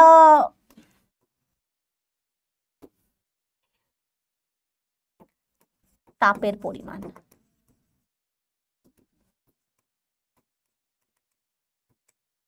ঠিক আছে, ভালো করে বুঝবে। হ্যাঁ, মাইনাস থেকে যখন 0-তে যাচ্ছে তখন তাপ গ্রহণ হচ্ছে হ্যাঁ কিনা, সে তখন উষ্ণতার পরিবর্তন হচ্ছে হ্যাঁ কিনা, উষ্ণতা আস্তে আস্তে কি হচ্ছে, এটা হচ্ছে ধরো -10, -10 ডিগ্রি থেকে 10-এ যাওয়ার সময় ওর উষ্ণতা ক্রমাগত বাড়ছে, তাই তো উষ্ণতা বাড়ছে। এবার কততে এসে পৌঁছালো, 0 ডিগ্রি সেন্টিগ্রেডে এসে পৌঁছালো। যেই না এটা, আচ্ছা এটা হচ্ছে পুরোপুরি তখন কঠিন, এই ফেজটা কি পুরোপুরি সলিড ফেজ, কঠিন ফেজ। এক্ষেত্রে কিন্তু তরল কোনো রকম ভাবেই হয়নি, কারণ মাইনাস ছিল, তো মাইনাস থেকে 0 যখন, তখন পুরোপুরি একদম কঠিন অবস্থা। যেই না 0-তে গেল, 0-তে গিয়ে টেম্পারেচার ফিক্সড হয়ে গেল, টেম্পারেচার আর নড়বে না। এবার জাস্ট কি হচ্ছে, বরফটা গলে জল হচ্ছে, তার মানে 0 ডিগ্রিতে কি হয়ে গেল, টেম্পারেচার হয়ে গেল ফিক্সড। তাহলে এই কন্ডিশনটায় কি আছে, এই কন্ডিশনটা কঠিন প্লাস তরল অবস্থায় রয়েছে, কঠিন প্লাস তরল, কারণ জলে পরিণত, এই যে কঠিন প্লাস তরল, দেখো 0 ডিগ্রিতে ফিক্স হয়েছে। কতক্ষণ পর্যন্ত, যতক্ষণ না পুরোপুরি তরল হলো। যেই না পুরোপুরি তরল হয়ে গেল, এই যে পুরোপুরি যখনই তরল হয়ে গেল, সাথে সাথে আবারও হিট গেইন করবে। আচ্ছা হিট কিন্তু কন্টিনিউ গেইন হচ্ছে, দেখো হিট কিন্তু কন্টিনিউ গেইন হচ্ছে, যখন কঠিন প্লাস তরল অবস্থাতেও ছিল এই সময়ও কিন্তু ও বাইরে থেকে হিট গেইন করছে। এটাকে বলা হয়, এই ফেজটাকে বলা হয় ট্রানজিশন ফেজ, যেখানে temperature fixed but hit gain হচ্ছে। এক্ষেত্রে কিন্তু যে হিটটা গেইন হচ্ছে বা হিটটা যেটা গ্রহণ হচ্ছে সেটা কিন্তু লিন তাপ গেইন হচ্ছে। ঠিক আছে, ওই যে গলনের লিন তাপ। এবার সে পুরোপুরি গলে গেল, ভালো কথা। এবার কি হবে, এবার আস্তে আস্তে জলটা গরম হতে শুরু করবে। এবার জল গরম হওয়া মানে কি, টেম্পারেচার উঠবে। এ দেখো টেম্পারেচার 0 থেকে আমি ধরলাম কোথায় আসলো, 100 ডিগ্রিতে পৌঁছালো। এটা হচ্ছে কত, 100 ডিগ্রি সেন্টিগ্রেড। এবার বলো 100 ডিগ্রিতে এসে, তার মানে এটা কি, এটা হচ্ছে মানে তরল অবস্থা, এই অবস্থায় পুরোপুরি তরল ছিল। যেই না 100 ডিগ্রিতে পৌঁছালো, পৌঁছে এবার কি হবে, ওর টেম্পারেচার ফিক্স হয়ে যাবে। কতক্ষণ পর্যন্ত, যতক্ষণ না পুরোপুরি ও বাষ্পে পরিণত হচ্ছে। তাহলে ওর টেম্পারেচার ফিক্সড হয়ে গেল। তাহলে এই অবস্থায় কে কে আছে, তরল প্লাস বাষ্প। কতক্ষণ পর্যন্ত বাষ্প অবস্থা বা এই টেম্পারেচার ফিক্সড অবস্থা থাকবে, যতক্ষণ না পুরোপুরি বাষ্প হয়ে যায়। যেই না পুরোপুরি বাষ্প হয়ে গেল, সাথে সাথে আবার টেম্পারেচার বৃদ্ধি পেতে থাকলো। এখন হচ্ছে এটা হচ্ছে পুরোপুরি গ্যাস ফেজ। এইটা হচ্ছে আমাদের টোটাল লিন তাপের উষ্ণতা ভার্সেস তাপের কিন্তু গ্রাফিক্যাল রিপ্রেজেন্টেশন, মনে থাকবে। তাহলে এই সময় আমি এখানে লিখে দিচ্ছি, এই সময় এই যে এই টাইমে যে তাপটা গেইন হয়, এটা হচ্ছে গলনের, কোথায় লিখবো জায়গায় তো নাই সেই মাথা। এই ফেজটায় হচ্ছে লিন তাপ গেইন হচ্ছে, এত তো জায়গা নেই, আমি শুধু লিন তাপ লিখছি। এই ফেজটায় লিন তাপ গেইন হচ্ছে, আর এই ফেজটায়ও কিন্তু লিন তাপ গেইন হচ্ছে, যেটা টেম্পারেচার কোনো চেঞ্জ করাতে পারছে না। দেখো টেম্পারেচার 0 আর 100-তে ফিক্সড রেখেছে, জাস্ট এক্ষেত্রে অবস্থার পরিবর্তনটা ঘটাচ্ছে। এই গ্রাফটা তোমরা ক্লাস 9-এ গিয়ে আবার পড়বে। ঠিক আছে, চলো এরপরে আমরা চলে আসবো একটা কোশ্চেনে। আচ্ছা, লিন তাপের কিছু অ্যাপ্লিকেশনস রয়েছে, সেটা আমি পরে আসছি। তার আগে একটা অঙ্ক করে নিই, আমরা ফর্মুলা পড়ে নিচ্ছি, অঙ্ক করতে পারবো। বলেছে 3200 ক্যালোরি তাপ দিয়ে 0 ডিগ্রি উষ্ণতায় কত গ্রাম বরফকে জলে পরিণত করা হবে। তাহলে কত ক্যালোরি তাপ বলেছে, 3200 ক্যালোরি তাপ। আমাকে জানতে চেয়েছে কত 0 ডিগ্রি সেন্টিগ্রেড উষ্ণতায় কত গ্রাম বরফকে জলে পরিণত করবে? বরফকে জল, তার মানে বরফকে জল মানে কি হচ্ছে এখানে? গলন। গলন প্রসেসের ক্ষেত্রে আমাদের লিন তাপের মান কত? 80 ক্যালোরি পার গ্রাম না?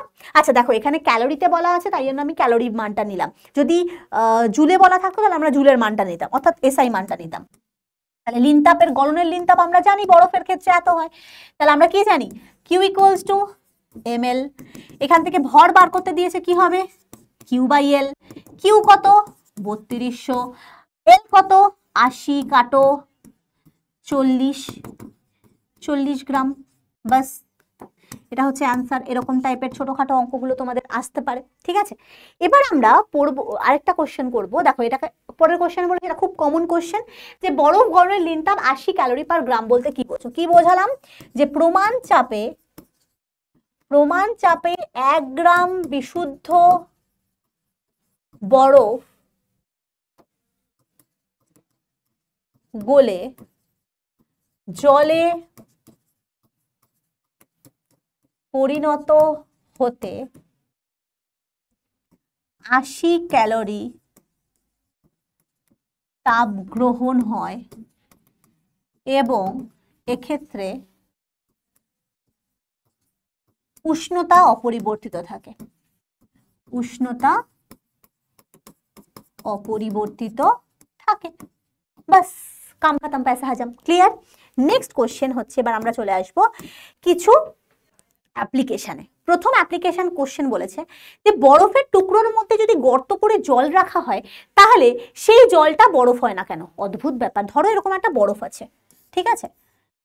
এই বরফটাকে তুমি গর্ত করে দিয়েছো, অদ্ভুত ব্যাপার। ওপরের পোর্শনটাকে তুমি গর্ত করেছো এবং গর্ত করে, আচ্ছা প্রথমে এরকম একটা বরফ ছিল, তুমি কি করেছো? বরফটাকে, এই জায়গাটাকে এরকম গর্ত করে দিয়েছো, এটাকে এরকম উপর পোর্শনটাকে গর্ত করে দিয়ে এর মধ্যে জল রেখে দিয়েছো। কি অদ্ভুত ব্যাপার! কি সব মানুষের কাজ হয়, কাজ না থাকলে যা হয় আর কি। এখানে তুমি গর্ত করে জল ভরে দিয়েছো, ঠিক আছে? বরফের টেম্পারেচার আমি জানি তোমার 0 ডিগ্রি টেম্পারেচার, ঠিক আছে? বরফের টেম্পারেচার 0-তে হয়, তার মানে 0 ডিগ্রি টেম্পারেচারে রয়েছে বরফটা। জল যেটা আছে, জলটা হচ্ছে নর্মাল জল ঢেলেছি, তাহলে আমি 25 ডিগ্রি সেন্টিগ্রেড করি, জলের টেম্পারেচার 25 ডিগ্রি সেন্টিগ্রেড, এটা আছে। এবার কি ঘটনাটা ঘটবে দেখো।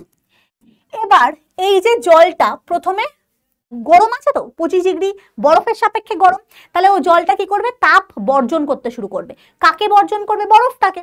তাহলে বরফটাকে, জলটা কি করতে শুরু করবে? আমি লিখে দিই, এক্ষেত্রে 25 ডিগ্রি সেন্টিগ্রেড উষ্ণতার জল, 25 ডিগ্রি সেন্টিগ্রেড উষ্ণতার জল বরফে তাপ বর্জন করবে, বর্জন করে কিছু পরিমাণ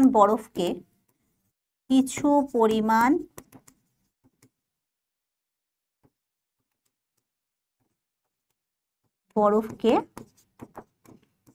গলিয়ে দেবে। দেখো এবার ঘটনাটা কি হবে। এই যে এই পোর্শনের জলটা প্রথমে তাপ বর্জন করলো কাকে? বরফটাকে। এবং দেখবে কি কিরকম হয়ে যাবে জিনিসটা, এই গর্তটা একটু বেশি বড় হয়ে গেল, আরো বেশি পরিমাণ জল কি করলো? জলে পরিণত করলো। এই বরফটাকে আরো বেশি পরিমাণে গলিয়ে দিল, পুরোপুরি গলাতে পারলো না, আরো বেশি পরিমাণ গলিয়ে দিল। এবার ভাবো, এই যে তাপ কতক্ষণ বর্জন করবে? যতক্ষণ না পর্যন্ত ইকুয়ালাইজ টেম্পারেচার হয়ে যায়। এবং আমি বললাম বরফকে গলিয়ে দেবে এবং জলের উষ্ণতা 0 ডিগ্রি সেন্টিগ্রেডে পৌঁছাবে। এখন এই জলের উষ্ণতা কত? 0 ডিগ্রি টেম্পারেচার। আরে বরফের উষ্ণতা 0 ডিগ্রি টেম্পারেচার, জলেরও যা উষ্ণতা বরফ, কারণ জলটা 25 ডিগ্রিতে ছিল, সে কিছু পরিমাণ তাপ বর্জন করলো কাকে? বরফকে, কারণ বরফের ওপরেই ও বসে রয়েছে। তাহলে বরফকে তাপ বর্জন করে বরফটাকে কিছু পোর্শন গলিয়ে দিল। তাহলে এই যে কিছু পোর্শন গলিয়ে দিল মানে গর্তটা আরো বড় করে দিল। এবার সে তো নিজেই 0 ডিগ্রিতে, মানে তাপ বর্জন করে 25 ডিগ্রি থেকে সে 0 ডিগ্রিতে এসে গেল। আরে বরফটা নিজেও 0 ডিগ্রিতে আছে। দুটোই যদি সেম টেম্পারেচার হয়ে যাও, কেউ কাউকে তাপ এক্সচেঞ্জ করবে না, তো তাপীয় সাম্যে পৌঁছালে কেউ কাউকে তাপ বর্জন বা গ্রহণ করে না। সাথে সাথে এই জিনিসটা মানে এই বাকি যে জলটা সেটা কিন্তু জল হিসাবেই থেকে গেল গর্তের মধ্যে। হ্যাঁ, এবার বাইরে থেকে তাপ গ্রহণ করলে বরফটা আস্তে আস্তে গলে যাবে, লিন তাপ গ্রহণ করলে সেটা আলাদা কথা। বাট যদি বাইরে থেকে কোনো তাপ ফাপ গ্রহণ না হয়, লিন তাপ যদি গ্রহণ না হয়, তাহলে ফেসটা এরকমই থেকে যাবে, মানে আধা ওপরে জল গর্তের মধ্যে থাকবে আর বাকিটা বরফ, এরকম ভাবে থেকে যাবে। তাহলে এই ঘটনাটা কি হলো, যে যখন জলের উষ্ণতা 0 ডিগ্রিতে পৌঁছায় তখন বরফ ও জল তাপীয় সাম্য গঠন করে, ফলে তাপ এক্সচেঞ্জ বা তাপ প্রবাহ বন্ধ হয়ে যায়। ফলে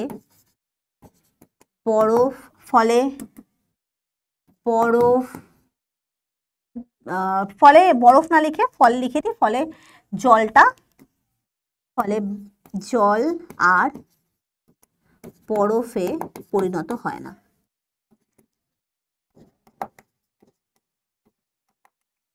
মাথায় থাকবে এই কেসটা দেখবে তোমাদের বইতে রয়েছে। আচ্ছা, নেক্সট অ্যাপ্লিকেশন কি, যে হাতের মধ্যে স্পিরিট বা নেল পলিশ রিমুভার থাকে না, বা স্যানিটাইজার দেখবে। আর এখন তো এই যে কোভিড ফেসটা রিসেন্টলি গেছে, তো তখন স্যানিটাইজার, কিছু খেতে গেলে স্যানিটাইজার, কিছু হাঁচলেই স্যানিটাইজার, তো স্যানিটাইজার দিলে দেখবে হাতটা কিরকম ঠান্ডা ঠান্ডা ফিল হতো, তাই না? আবার কিছুক্ষণ পর দেখবে যে তুমি স্যানিটাইজারটা দিয়েছো ওটা উবেও যেত, কারণ স্যানিটাইজার বা স্পিরিট এই টাইপের পদার্থের মধ্যে থাকে হচ্ছে অ্যালকোহল বা ইথার জাতীয় পদার্থ। তো এইগুলো হয় হচ্ছে উদ্বায়ী। ইথার, অ্যালকোহল এই সমস্ত পদার্থ হচ্ছে উদ্বায়ী পদার্থ হয়। তো উদ্বায়ী পদার্থ মানে কি, সে তরল ছিল, সে তোমার হাতের তালুতে ফেলা হয়েছে, যেমন দেখো এই যে হাতের তালুতে তুমি ফেলছো, এবার কিছুক্ষণ পরে সেটা উবে যাবে। আরে উবে যেতে গেলে ওকে তো মিনিমাম লিন তাপটা নিতে হবে। লিন তাপ গ্রহণ না করলে, বাষ্পীভবনের লিন তাপ গ্রহণ না করলে উবে যাবে কি করে? তাকে উবে যেতে হওয়া মানে বাষ্পে পরিণত হতে গেলে তো তাকে গ্রহণ করতে হবে লিন তাপ। তাহলে এই লিন তাপটা সে কোথা থেকে গ্রহণ করবে বলো তো? সবার প্রথমে তোমার হাতকে পাবে, তাহলে তোমার হাতের থেকে গ্রহণ করবে লিন তাপটা। তুমি স্যানিটাইজারটাকে হাতে ভালো করে মিশিয়েছো, তাহলে এবার স্যানিটাইজারটা উবে যেতে হলে যে বাষ্পীভবনের লিন তাপ যে গ্রহণ করবে, বাইরে থেকে গ্রহণ করার থেকেও তোমার হাতটাকে কাছে পাচ্ছে, তোমার হাতের থেকে তাপটাকে গ্রহণ করে নিয়ে সে বাষ্পীভূত হয়ে যাবে। এবার দেখো তোমার হাতের থেকে তাপ নিয়েছে, তাহলে তোমার হাতটা এখন কিরকম লাগবে? তাপ বর্জন হয়ে গেছে তোমার হাত থেকে, কারণ তোমার হাত থেকে সে তাপ নিয়েছে, তাহলে তোমার হাতের ওই জায়গাটা কিরকম লাগবে? ঠান্ডা লাগবে। আশা করি বোঝা গেছে। তাহলে তোমরা নিশ্চয়ই এই কোশ্চেনটাকে নিজেরা নিজের ভাষায় লিখতে পারবে, যে ইথার বা স্পিরিট জাতীয় পদার্থ হচ্ছে উদ্বায়ী পদার্থ। সেই পদার্থ বাষ্পে পরিণত হওয়ার জন্য বাষ্পীভবনের লিন তাপ আমাদের হাতের থেকে শোষণ করায়, আমাদের হাত তখন ঠান্ডা ফিল করে। বোঝা গেছে? নেক্সট অ্যাপ্লিকেশন হচ্ছে যে কুকুররা কেন জিভ বার করে সবসময় হাঁপায়। দেখবে কুকুরদের জিভ থেকে অলওয়েজ লালা ঝরতে থাকে আর ওরা সবসময় হাঁপাতে থাকে। তো কুকুরের যে জিভে শ্বেত গ্রন্থি থাকে, কুকুর জাতীয় পদার্থ বলছি, সরি, মানে জীবদের জীবে ওদের শ্বেত গ্রন্থি মানে হচ্ছে ঘাম গ্রন্থি থাকে। আমাদের যেরকম ঘাম বডির এই যে স্কিনের ওপরে থাকে ঘাম গ্রন্থি, মানে আমরা কোনো কাজবাজ করলে আমাদের বডি থেকে ঘাম মানে রেচন পদার্থটা, রেচনের জলটা ঘাম হিসাবে নির্গত হয়। বাট কুকুর, বিড়াল এদের তো বডি পুরো লোমে ঢাকা, ওদের তো আর শ্বেত গ্রন্থি থাকে না, তাদের থাকে হচ্ছে জিভের মধ্যে। তো জিভ বার করে তারা সবসময় রাখে, মানে জিভের থেকে দেখবে সবসময় লালা ঝরতে থাকে। তো ওই লালাটা হচ্ছে ওদের রেচন পদার্থ বা ঘাম হিসাবে লালাটা বেরিয়ে যায়। এবার দেখবে লালাটা বেরিয়ে যাওয়ার সময় কিছু পরিমাণ শ্বেত বা কিছু পরিমাণ লালা বাষ্পীভূত হবে। বাষ্পীভূত হওয়ার জন্য তাকে বাষ্পীভবনের লিন তাপ জিভের থেকেই শোষণ করতে হবে। তাকে পুরোপুরি বাষ্পীভূত হতে গেলে তো বাষ্পীভবনের লিন তাপ দরকার, তো লিন তাপ গ্রহণ করতে হবে কোথা থেকে? জিভের থেকে। ফলে কুকুরের জিভটা তখন ঠান্ডা হয়ে যায়, লিন তাপ শোষণ হয় আমাদের জিভ থেকে, আমাদের না, কুকুরদের জিভ থেকে। তার জন্য কুকুরের জিভ ঠান্ডা হয়ে যায় এবং কুকুর তখন আরাম বোধ করে, কারণ দেহের কোনো একটা, কারণ ওদের বডি লোমের তো লোমস পুরো একদম তো খুব গরম থাকে সবসময় বডি, তো জিভ যখন ঠান্ডা হয়ে যায় তখন ওরা খুব আরাম ফিল করে, তাই জন্য ওরা সবসময় লালা এরকমভাবে ঝরায় আর জিভ বার করতে থাকে। ঠিক আছে? বোঝা গেছে? এটাও তোমরা নিজেরা লিখতে পারবে। তাহলে কি লিখবে, যে গ্রীষ্মকালে যে কুকুরের জিভে শ্বেত গ্রন্থি থাকে, তারা রেচন বা ঘাম তাদের জিভের মধ্যে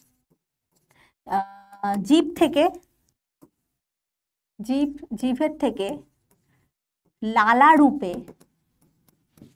নির্গত হয়। এই লালা বাষ্পীভবনের জন্য প্রয়োজনীয় লিনতাপ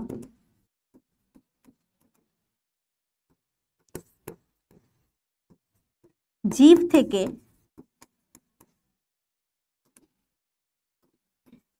থেকে শোষণ করায় কুকুরের জিভ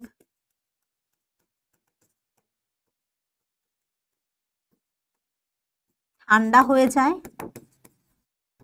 এবং তারা আরাম বোধ করে। ঠিক আছে, ক্লিয়ার?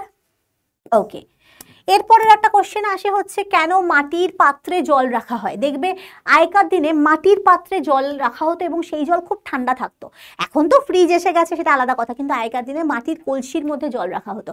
তার কারণ মাটির কলসির এই জায়গাগুলো, মানে মাটিটা তো সবসময় সছিদ্র থাকতো, মানে প্রচন্ড অসংখ্য ছিদ্র দিয়ে পরিণত হতো। দেখবে মাটির কলসি সবসময় ভেজা থাকে, কারণ সেই মাটিটা সবসময় ছিদ্রযুক্ত হয়, ফলে সবসময় ওখান থেকে ওয়াটার লিকেজ হতে থাকে। কি বললাম, মাটির কলসি ছিদ্রযুক্ত হওয়ায়, মাটি তো আর পুরো, এটা তো ধাতু না যে পুরো সলিড হবে, মাটিতে সবসময় ছিদ্র, পোরাস হয়। ছিদ্রযুক্ত হওয়ায় সেই ছিদ্র থেকে ক্রমাগত জল নির্গত হয়ে কলসিকে ভিজিয়ে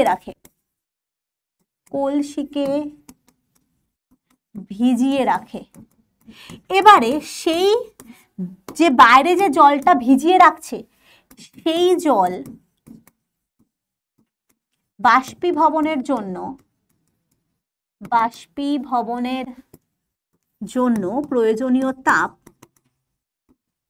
প্রয়োজনীয় তাপ কলসির জল থেকে শোষণ করে। মনে থাকবে? ফলে কলসির ভেতরের জল ঠান্ডা থাকে। মানে কলসির যে ছিদ্র থেকে না, গায়ের ছিদ্র থেকে ক্রমাগত এরকম ভাবে ওয়াটার লিকেজ হতে থাকে। সবসময় কলসির গাটা দেখবে, মাটির কলসি সবসময় ভেজা থাকে। এবার এই যে ভেজা অবস্থার যে বাইরের জলটা বাষ্পীভূত হতে থাকে, আর কারণ বাষ্পায়ন যে কোনো টেম্পারেচারে হতে পারে, এটার জন্য কিন্তু 100 ডিগ্রি টেম্পারেচারে দরকার হয় না, যে কোনো উষ্ণতায় বাষ্পীভূত হতে পারে জল। যেমন দেখো, তুমি যখন কাপড় জামা কাচো, তুমি যখন মেলে দাও, তখন কি তুমি কাপড় জামাতে 100 ডিগ্রি টেম্পারেচার দাও? ও তো আপনি শুকিয়ে যায়। তাহলে কেন শুকালো? কারণ সেক্ষেত্রে জলটা বাষ্পীভূত হলো। সেই বাষ্পায়ন কিন্তু যে কোনো টেম্পারেচারে হতে পারে। এটা মানে ওয়াটার মলিকিউলের গতিশক্তির কারণে বাষ্পীভবনটা হতে থাকে। তাহলে এই বাষ্পীভবনের জন্য যে লিন তাপটা শোষণ করবে, কলসির ভেতরের জল থেকেই সে শোষণ করবে লিন তাপটা, ফলে ভেতরের জল তখন ঠান্ডা হয়ে যাবে। এইগুলো হচ্ছে লিন তাপের কিছু অ্যাপ্লিকেশনস। এবার আমরা গলনাঙ্কে চলে যাব। গলনাঙ্ক তো তোমরা জানো, যে প্রমাণ চাপে যে উষ্ণতায় কোনো কঠিন পদার্থ গলে তরলে পরিণত হয়, সেই উষ্ণতাটাকে গলনাঙ্ক বলে। যেমন গলনাঙ্ক বরফের 0 ডিগ্রি, বরফের ক্ষেত্রে গলনাঙ্ক হচ্ছে 0 ডিগ্রি বা 273 কেলভিন। এটা হচ্ছে সিজিএসএ এর মান, আর এটা হচ্ছে এসআইতে উষ্ণতার একক হচ্ছে কেলভিন। ঠিক আছে, বলেছিলাম আমি আগের দিনের লেকচারে। তাহলে সিজিএসএ আর এসআইতে গলনাঙ্কের মান আমি লিখে দিলাম, এটা হচ্ছে লিখে দিলাম এসআইতে। ঠিক আছে, নাহলে কনফিউশন হয়ে যাবে, রেডের ওপরে রেড লেখা যাচ্ছে না। এসআইতে হচ্ছে 273 আর সিজিএসএ হচ্ছে 0 ডিগ্রি। এক্ষেত্রে দেখো, প্রমাণ চাপ মেনশন করাটা কিন্তু খুব জরুরি, কারণ প্রমাণ চাপ যদি না হয় তাহলে বরফের গলনাঙ্ক চেঞ্জ হয়ে যায়। অর্থাৎ চাপ চেঞ্জ হলে বরফের গলনাঙ্ক বা বরফের স্ফুটনাঙ্ক অর্থাৎ মানে জলের স্ফুটনাঙ্ক চেঞ্জ হয়ে যায়। তাহলে সেটা কি করে সেটা আমরা চলো দেখে নিই। তাহলে গলনাঙ্ক ক্লিয়ার, যে উষ্ণতায় গলে জল হবে তাকে বলবো গলনাঙ্ক, আর প্রমাণ চাপে যে উষ্ণতায় জল জমে বরফ হবে তাকে বলবো হিমাঙ্ক। এগুলো তো একদম ছোট গলাকার জিনিস, ঠিক আছে। ঠিক সেরকম হিমাঙ্ক হচ্ছে 0 এবং 273 কেলভিন। এবারে আমাদের গলনাঙ্ক আর হিমাঙ্কের সম্পর্কটা আমাদের একটু জানতে হবে। বিভিন্ন যে ক্রিস্টালাইন সাবস্টেন্স গুলো রয়েছে, যেমন হচ্ছে আমাদের জল, পারদ, সোনা, তামা, ঢালাই লোহা, এই সমস্ত পদার্থের গলনাঙ্ক আর হিমাঙ্কের মানটা সেম হয়। দেখো জলের ক্ষেত্রে 0 0 দেখতে পেলে, 0 ডিগ্রিতে সে যেমন জমে বরফও হয় ঠিক সেরকম গলে জলও হয়। তার মানে পারদের ক্ষেত্রে এত 39.5 এবং 39.5। তাহলে এই সমস্ত পদার্থের কিন্তু গলনাঙ্ক স্ফুটনাঙ্কের হিমাঙ্কের মানটা সেম হয়, ঠিক আছে। তাহলে নিয়তাকার পদার্থের, নিয়তাকার মানে যাদের নির্দিষ্ট আকার আছে, পদার্থগুলির গলনাঙ্ক ও হিমাঙ্কের মান সমান হয়, কিন্তু অনিয়তাকার যেমন তোমার বলতে পারো মাখন, ঠিক আছে, যে কোনো অনিয়তাকার যে সমস্ত পদার্থগুলো রয়েছে, মোম, এদের গলনাঙ্ক ও হিমাঙ্ক আলাদা, হিমাঙ্কের মান ভিন্ন হয়, ঠিক আছে। এই জায়গাটা একটু তোমাদের মনে রাখতে হবে যে নিয়তাকার পদার্থ তাদের গলনাঙ্ক হিমাঙ্কের মান সমান থাকে, বাট অনিয়তাকার পদার্থের মধ্যে সেটা কিন্তু ডিফারেন্ট হয়। এবার আমরা চলে আসব যে কি কি বিষয়ের উপর ডিপেন্ড করছে সেটা আমি পরে আসছি। তার আগে একবার দেখব যে গলনাঙ্কের মানে গলনের ফলে কোনো কঠিন পদার্থের মানে ধরো কোনো কঠিন পদার্থ তরলে পরিণত হলো, তাতে তাদের আয়তনের কি পরিবর্তন হয়। আচ্ছা ধরো তুমি একটা তোমাদের দেখবে বইতে এই এক্সপেরিমেন্টটা রয়েছে, যে একটা টেস্ট টিউবের মধ্যে মোম গলানো অবস্থায় আছে, এখানে মোম গলানো আছে, ঠিক আছে, এটা হচ্ছে গলিত মোম। আর একটা টেস্ট টিউব রাখা আছে, এখানে আছে হচ্ছে জল, এখানে রাখা আছে জল। এই গলিত মোমের উপরে একটা ছোট্ট মোমের টুকরোকে ফেলে দেওয়া হলো, উপর থেকে একটা ছোট্ট মোমের টুকরোকে ফেলা হলো। দেখা যাবে ছোট্ট মোমের টুকরোটা একদম মানে মোম ভেদ করে নিচের দিকে এইখানটায় এসে পৌঁছালো। কিন্তু জলের ওপরে যখন বরফকে ফেলা হলো, এটা হচ্ছে বরফ আর এটা হচ্ছে আমাদের মোমের টুকরো। এই গানটা শুনেছিস, মোমের পুতুল মোমের দেশের মেয়ে নেচে যায়, ঠিক আছে। আচ্ছা, তো বরফকে যখন ফেলা হয় ও দেখা যায় জলের ভেতরে চলে যাচ্ছে না, ও কিন্তু জলের ওপরে আধা ভাসমান অবস্থায় ভেসে থাকছে। কি অদ্ভুত ব্যাপার না। আমরা কি জানি যে কোনো পদার্থ সে যখন গলে যাবে অর্থাৎ সে যখন তরলে পরিণত হবে তার আয়তন বেশি লাগবে, সে বেশি আয়তন দখল করবে, অর্থাৎ আয়তন তার বেড়ে যাবে। এটাই পসিবিলিটি যে কোনো পদার্থ আমরা জানি যে কোনো পদার্থ গলে কঠিন থেকে গলে তরলে পরিণত হলে, গলে তরলে পরিণত হলে তা কি বলবো, তা আয়তনে বেড়ে যায়। এটাই নর্মাল ফেনোমেনা, এটাই তো আমরা তাপীয় প্রসারণ বললাম, যে কোনো পদার্থ তাপ প্রয়োগের ফলে সে যখন গলে যাবে তার ফলে তার আয়তন বেড়ে যায়, ঠিক আছে, মানে কঠিন থেকে তরল হলে আয়তন বেড়ে যায়। তাহলে আয়তন যদি বেড়ে যায়, সিম্পল জিনিস যে যদি আয়তন বাড়ে, আয়তন বৃদ্ধি পেলে আয়তনের সাথে ঘনত্বের সম্পর্ক কি বললাম, ঘনত্বের সাথে সম্পর্ক ব্যস্তানুপাতিক, ঘনত্ব হ্রাস পাবে। কারণ কি আমরা কি জানি, ঘনত্ব ইকুয়ালস টু ভর বাই আয়তন, তাই তাই তো? তাহলে ঘনত্বের সাথে আয়তনের সম্পর্ক ব্যস্তানুপাতিক, অর্থাৎ আয়তন বাড়লে ঘনত্ব কমবে, তাহলে আর ঘনত্ব হ্রাস পাওয়ার কথা, আর ঘনত্ব হ্রাস পেলে ভরও হ্রাস পাবে, এটা তো আমি বললাম। তাহলে ভর হ্রাস পাবে, অর্থাৎ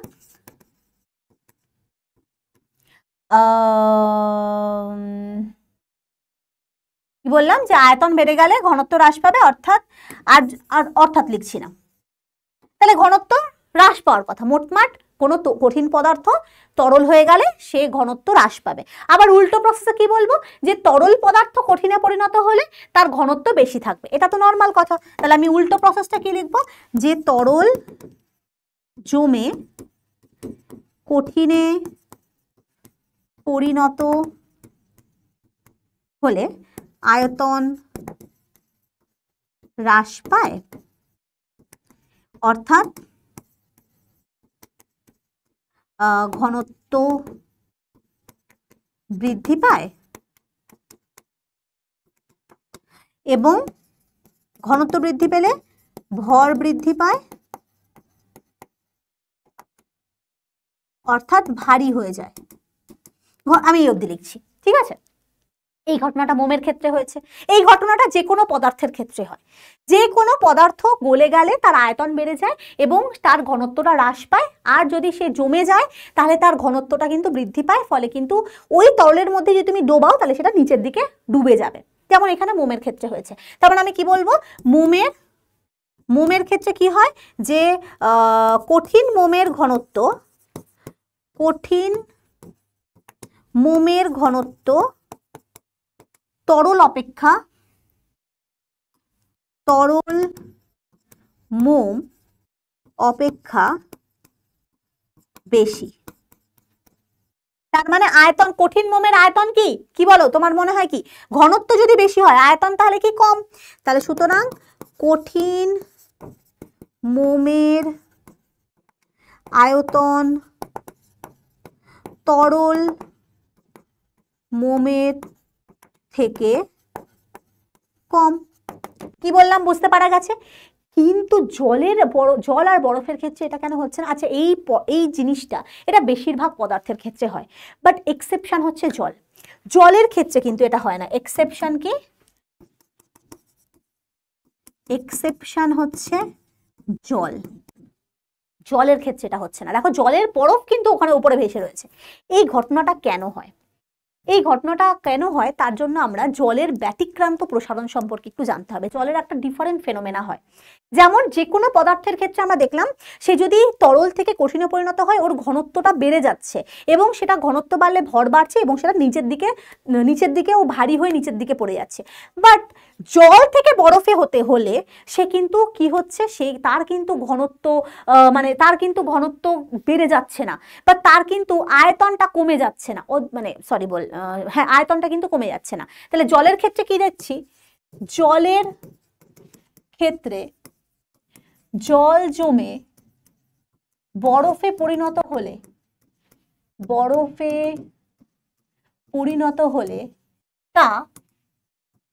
তার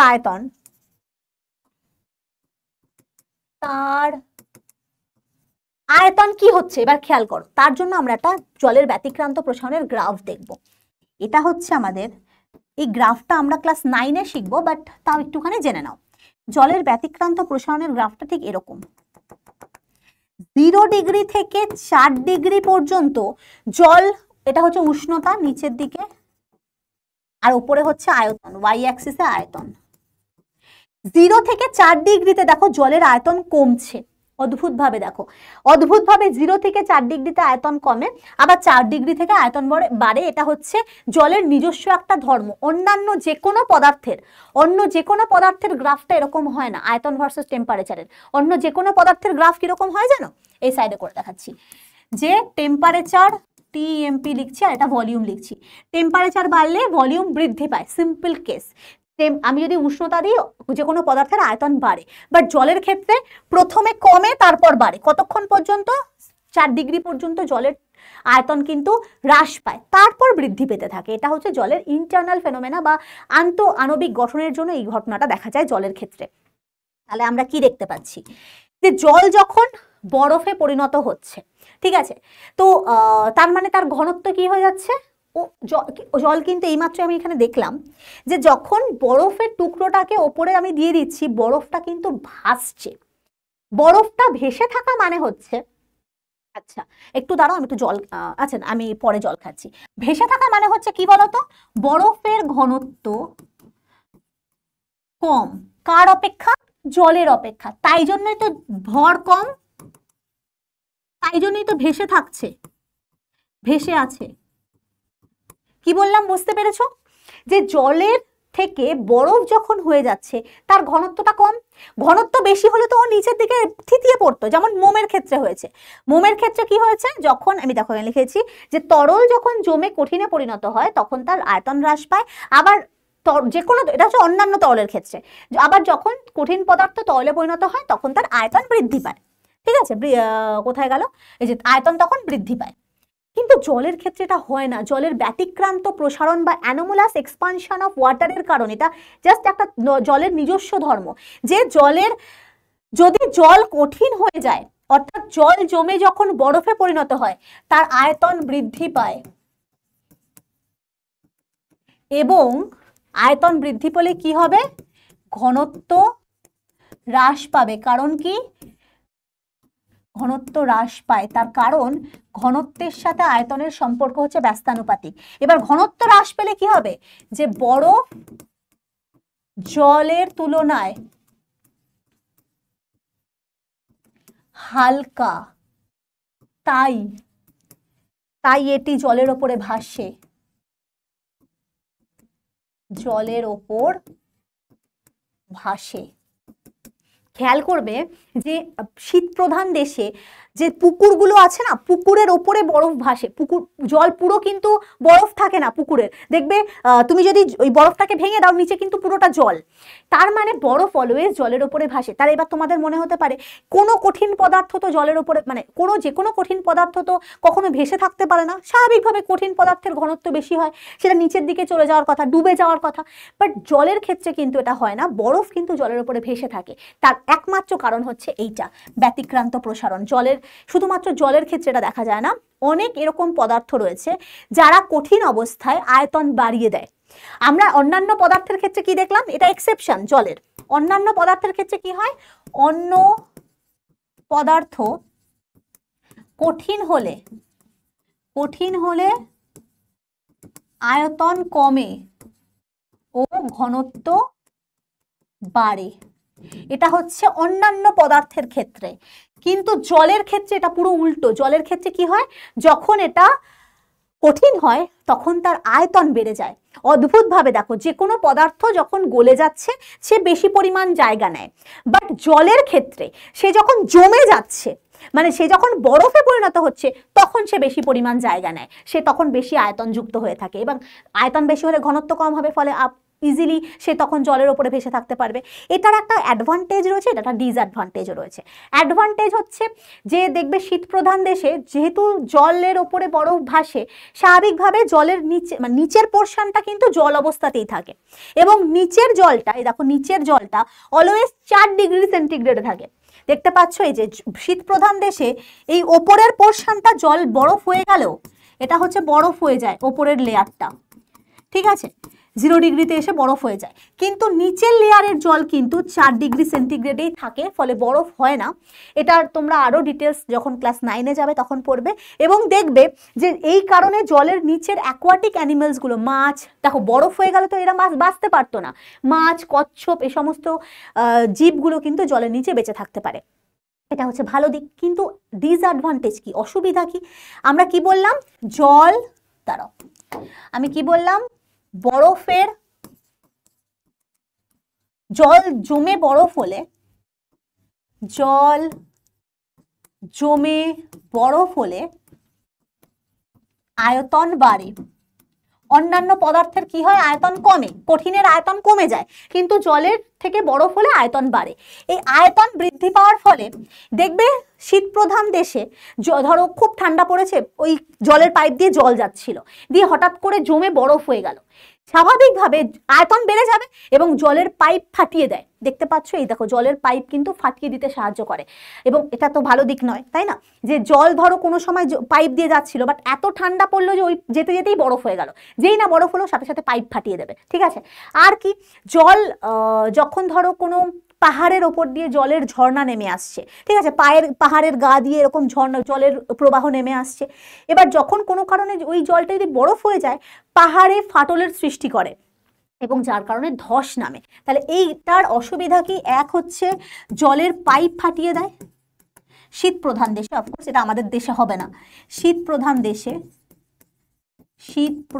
দেশে জলের পাইপ ফাটিয়ে দেয়, এটা একটা ডিসঅ্যাডভান্টেজ। দুই হচ্ছে কি বললাম, পাহাড়ে ফাটলের সৃষ্টি করে,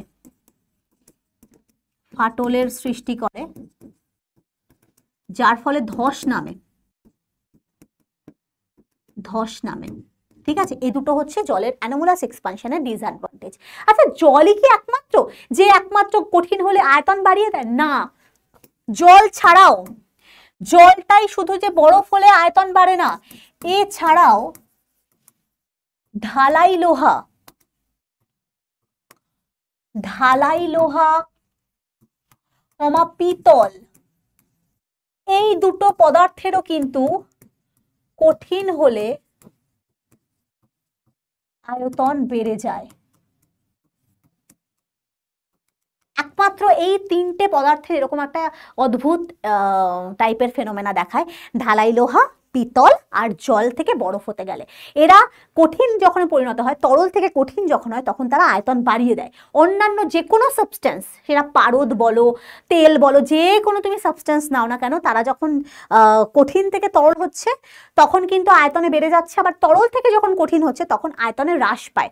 বাট এই একমাত্র বরফ হচ্ছে আয়তনে বৃদ্ধি পায়, আর ঢালাই লোহা আর পিতল। এই কারণে পিতলকে দেখবে আমরা বিভিন্ন মূর্তি তৈরির ক্ষেত্রে ব্যবহার করি। পিতলকে এই ফেনোমেনাটাকে কাজে লাগিয়ে পিতলের মূর্তি তৈরি করা হয়। দেখবে যে পিতলের ছাঁচের মূর্তিগুলো হয় না, সেই ছাঁচের মধ্যে পিতলকে ঢালা হয়, পিতল গলিত অবস্থায় ঢালা হয়, ঠিক আছে? এবার যখন সেই যেটাকে আবার ঠান্ডা করা হয়, এবার গলিত পিতলকে যখন ঠান্ডা করবে, ওই ছাঁচের প্রতিটা, এবার ঠান্ডা করলে কি হবে, আয়তনে বাড়বে, এবার প্রতিটা সূক্ষ্ম খাঁজে গলিত অবস্থায় যা ছিল ওর আয়তন, যখন কঠিন হলো ও তখন আয়তন আরো ফুলে গেল।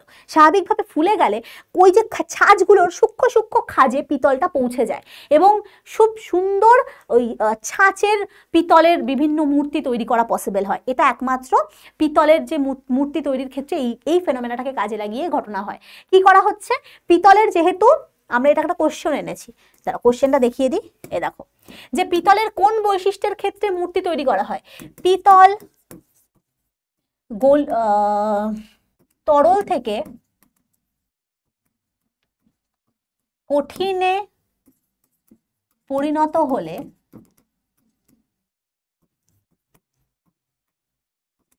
আয়তনে বৃদ্ধি পায় এবং সূক্ষ্ম ছাঁচের কাজগুলিতে প্রবেশ করতে পারে এবং খুব সুন্দর সূক্ষ্ম, দেখতে পাচ্ছ, সূক্ষ্ম কাজগুলো তখন দেখতে পাওয়া যায়, ঠিক আছে? এইটাকে হচ্ছে কাজে লাগানো হয়। এছাড়া এরপর আমরা করব হচ্ছে নেক্সট, যেটা আমরা বলছিলাম যে গলনাঙ্ক আর হিমাঙ্ক এটা কোন কোন বিষয়ের উপর নির্ভর করে। ফার্স্ট, 1 নম্বর নির্ভরশীলতা, যে তরলে বা পদার্থের প্রকৃতির উপর নির্ভর করবে। পদার্থের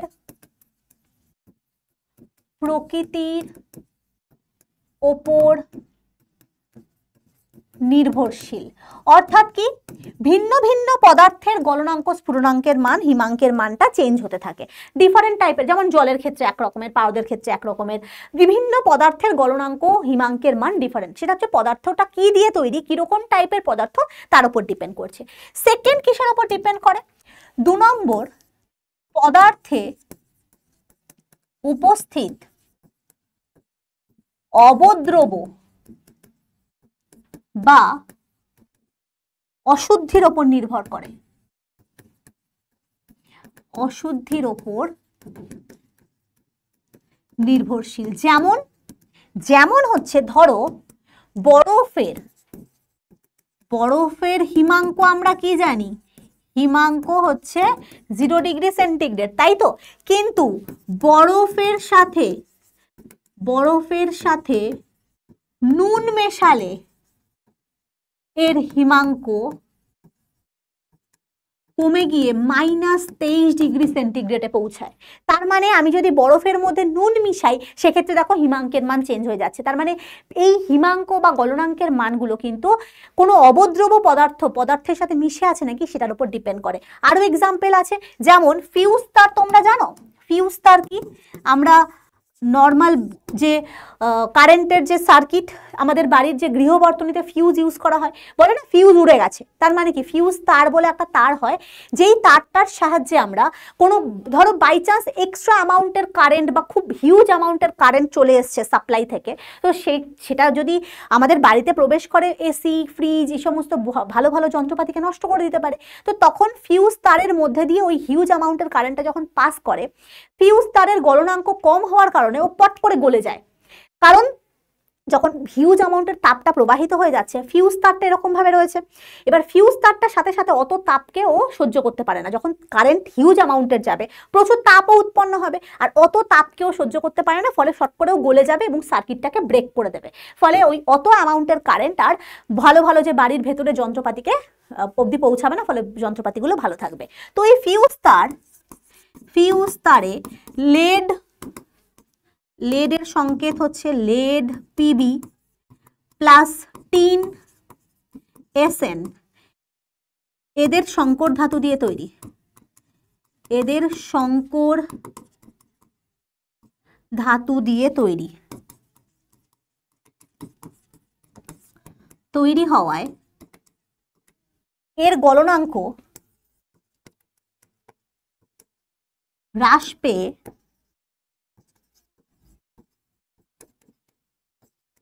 প্রায় 98 ডিগ্রি বা কোনো কোনো জায়গায় ধরো 80 ডিগ্রি সেন্টিগ্রেডে পৌঁছায়, অর্থাৎ গলনাঙ্ক কমে যায়।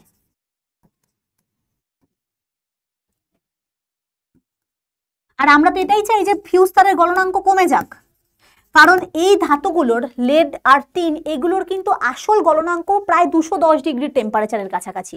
মানে লেড এবং টিন এদের আসল গলনাঙ্ক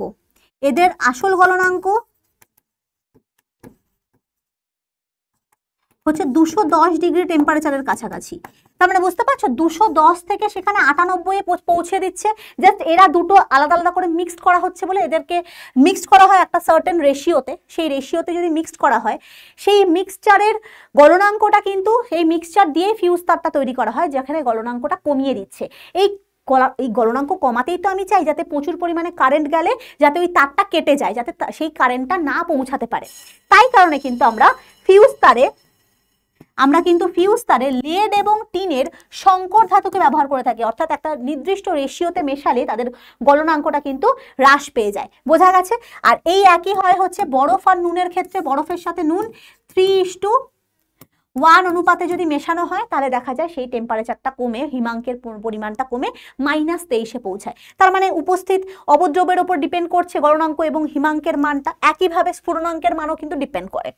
আর কিসের ওপর ডিপেন্ড করে? সেটা হচ্ছে চাপের ওপরে। বায়ুমণ্ডলীয়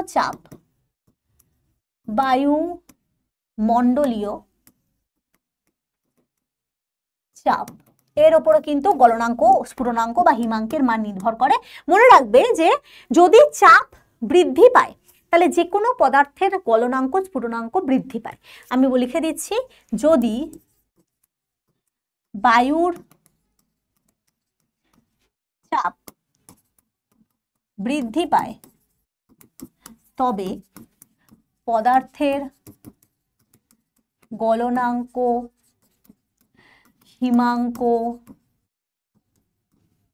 স্ফুটনাঙ্ক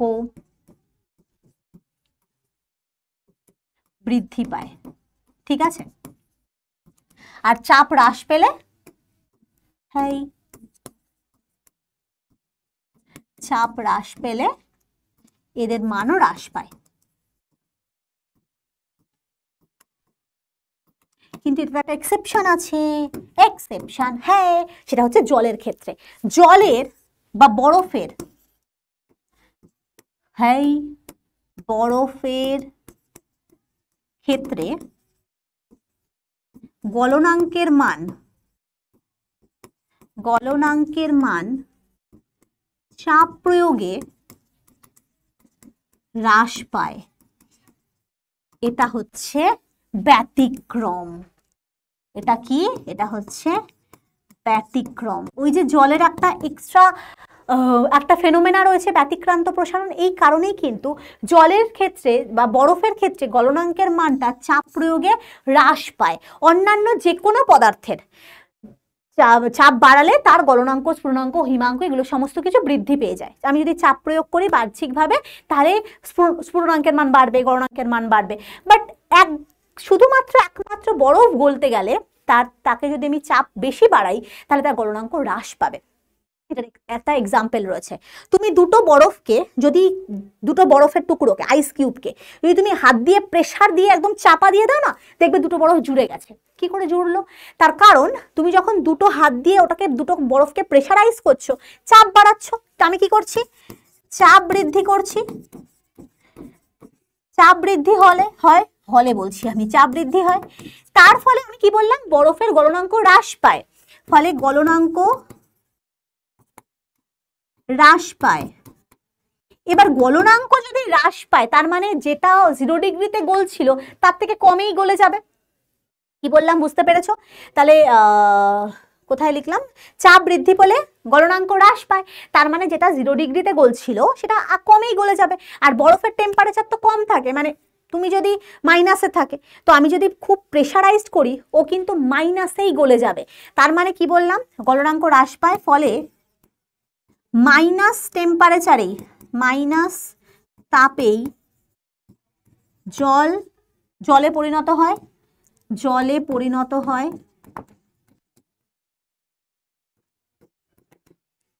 এবং চাপ হ্রাস করলে আবার গলনাঙ্ক কিন্তু আগের মতো হয়ে যায়। মানে আমি যদি চাপ দিলাম, তো গলনাঙ্ক এক্ষেত্রে হ্রাস পেল, যার ফলে কিন্তু ওই যে মাঝখানের যে জায়গাটা, যেমন আমি একটা ছবি এনেছিলাম, কোথায় গেল? এই যে, দেখ, যখন দুটো আইস কিউবকে, এটা একটা আইস কিউব, এটা একটা আইস কিউব, যখন আমি দুদিক থেকে প্রচন্ড হাই প্রেসার দিচ্ছি, এই যে মাঝখানের জায়গাটা, এই মাঝখানের জায়গাটা কি হয়ে যায়? ওই টেম্পারেচারের, মানে মাইনাস টেম্পারেচারেই গলে যায়। কারণ কি বলা হয়েছে? দেখো, কি বলা হয়েছে? যে চাপ বাড়ালে গলনাঙ্ক কমে যাচ্ছে, অর্থাৎ তারা কম উষ্ণতাতেই গলে যাচ্ছে। অর্থাৎ ওই যে মাইনাস টেম্পারেচারের বরফে আছে, ওই টাইমেই ও গলে যাচ্ছে, তার জন্য কিন্তু 0 ডিগ্রি দরকার হচ্ছে না। এই টাইমে গলে যাচ্ছে, ফিউজড হয়ে যাচ্ছে, এবং গলে গিয়ে তারা জলে পরিণত হয়। কিন্তু আমি যখন এই চাপটাকে হ্রাস করছি, তখন ও আবার আগের মতো গলনাঙ্কে পৌঁছে যায়। অর্থাৎ তখন কিন্তু এই জায়গাটা আবার বরফ হয়ে যাবে। মানে যেই জায়গাটা জল হয়ে গেছিল, সেটা যেই না চাপ হ্রাস করা হবে, সে আবার পুনরায় বরফে পরিণত হবে। ফলে দুটো বরফ একসাথে জুড়ে যাবে। কি বলা হয়েছে দেখো? যে বরফ গলনের ফলে উৎপন্ন জলের আয়তন বরফের আয়তনের তুলনায় কম হয়, তাই চাপ বৃদ্ধিতে বরফের গলনাঙ্ক কমে যায়। ঠিক আছে? দুটো টুকরো বরফকে চেপে ধরলে বরফের টুকরো দুটি সংযোজক স্থলে, মানে এই জায়গাটায়, চাপ বৃদ্ধি পায় এবং সেই অংশে বরফের গলনাঙ্ক কমে, ফলে তারা গলে জল হয়ে যায়। আবার যখন চাপ সরিয়ে নেওয়া হয়, অর্থাৎ চাপ তুমি যখন হাটিয়ে নিচ্ছ, সাথে সাথে বরফ টুকরো দুটি সংযোজক স্থলের গলনাঙ্ক পুনরায় বৃদ্ধি পায়, মানে আগের মতো হয়ে যায়, মানে 0 ডিগ্রিতে হয়ে যায়। ফলে আবার তারা গলে যাওয়া যে জলটা, এই জায়গাটার জলটা যে গলে গেছিল, সেই জলটা পুনরায় বরফে পরিণত হয়, ফলে দুটো বরফ জুড়ে যায়। ক্লিয়ার? তাহলে আমরা দেখতে পেলাম যে বায়ুমণ্ডলীয় চাপের ওপরে কিন্তু গলনাঙ্ক, স্ফুটনাঙ্ক, হিমাঙ্ক ডিপেন্ড করে। চাপ বাড়ালে এদের মান বাড়ে। এক্সেপশন হচ্ছে বরফের গলনাঙ্ক। আচ্ছা, জলের স্ফুটনাঙ্কের ক্ষেত্রে কিন্তু এটা হবে না। জল স্ফুটনাঙ্ক কিন্তু চাপ বাড়ালে বৃদ্ধি পাবে, এটা কিন্তু নর্মাল কেস। যে এই যে বায়ুর চাপ বৃদ্ধি করলে পদার্থের গলনাঙ্ক, হিমাঙ্ক, স্ফুটনাঙ্ক যেমন বৃদ্ধি পায়, বরফের ক্ষেত্রেও শুধুমাত্র গলনাঙ্কের ক্ষেত্রে এটা ব্যতিক্রমী। স্ফুটনাঙ্কের ক্ষেত্রে কিন্তু কোনো প্রবলেম নেই, স্ফুটনাঙ্কের ক্ষেত্রে কিন্তু নর্মালি যে চাপ বাড়ালে জলের স্ফুটনাঙ্ক কিন্তু বাড়েই, স্ফুটনাঙ্ক কিন্তু বৃদ্ধি পায়, এটাতে কোনো সমস্যা নেই, শুধু ব্যতিক্রমটা হয় হচ্ছে গলনাঙ্কের ক্ষেত্রে। ওকে, আচ্ছা এটার যেটা আমি বললাম হিমমিশ্র কি, হিমমিশ্র মানে হচ্ছে বরফের মধ্যে নুন মেশালে 3:1 অনুপাতে, দেখো লেখা আছে যে বরফ চূর্ণের মধ্যে খাদ্য লবণ মেশালে সেই মিশ্রণটাকে আমরা হিমমিশ্র বলে থাকি এবং তার টেম্পারেচারটা -23 ডিগ্রি হিমাঙ্কে গিয়ে পৌঁছায়, অর্থাৎ টেম্পারেচার তার অনেক বেশি কমে যায়, যেটাকে আমরা কোল্ড স্টোরেজে ইউজ করে থাকি। এটাকে কোথায় ইউজ করা হয়? কোল্ড স্টোরেজে। কোল্ড স্টোরেজ বা খাদ্য সংরক্ষণে, মাছ সংরক্ষণ,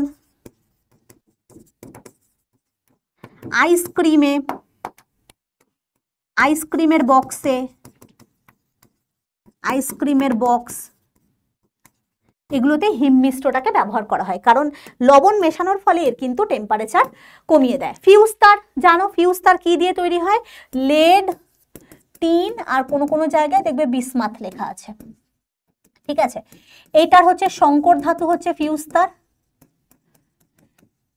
যার কিন্তু সংকর ধাতু হওয়ার ফলে এর টেম্পারেচার বা গলনাঙ্কের মানটা কমে যাচ্ছে, যার ফলে সেপারেট ধাতুগুলোর গলনাঙ্ক 200 ডিগ্রি টেম্পারেচার হওয়া সত্ত্বেও তাদেরকে যখন মেশানো হচ্ছে একটা ফিক্সড রেশিওতে, তার কিন্তু গলনাঙ্ক কমে যাচ্ছে এবং গলনাঙ্ক কমে গিয়ে সে কিন্তু হিউজ অ্যামাউন্টের কারেন্টকে প্রবাহিত হতে দিচ্ছে না, বাড়ির ভেতরের অ্যাপ্লিয়েন্সগুলোকে ভালো রাখছে, ঠিক আছে। এটা হচ্ছে অ্যাপ্লিকেশন।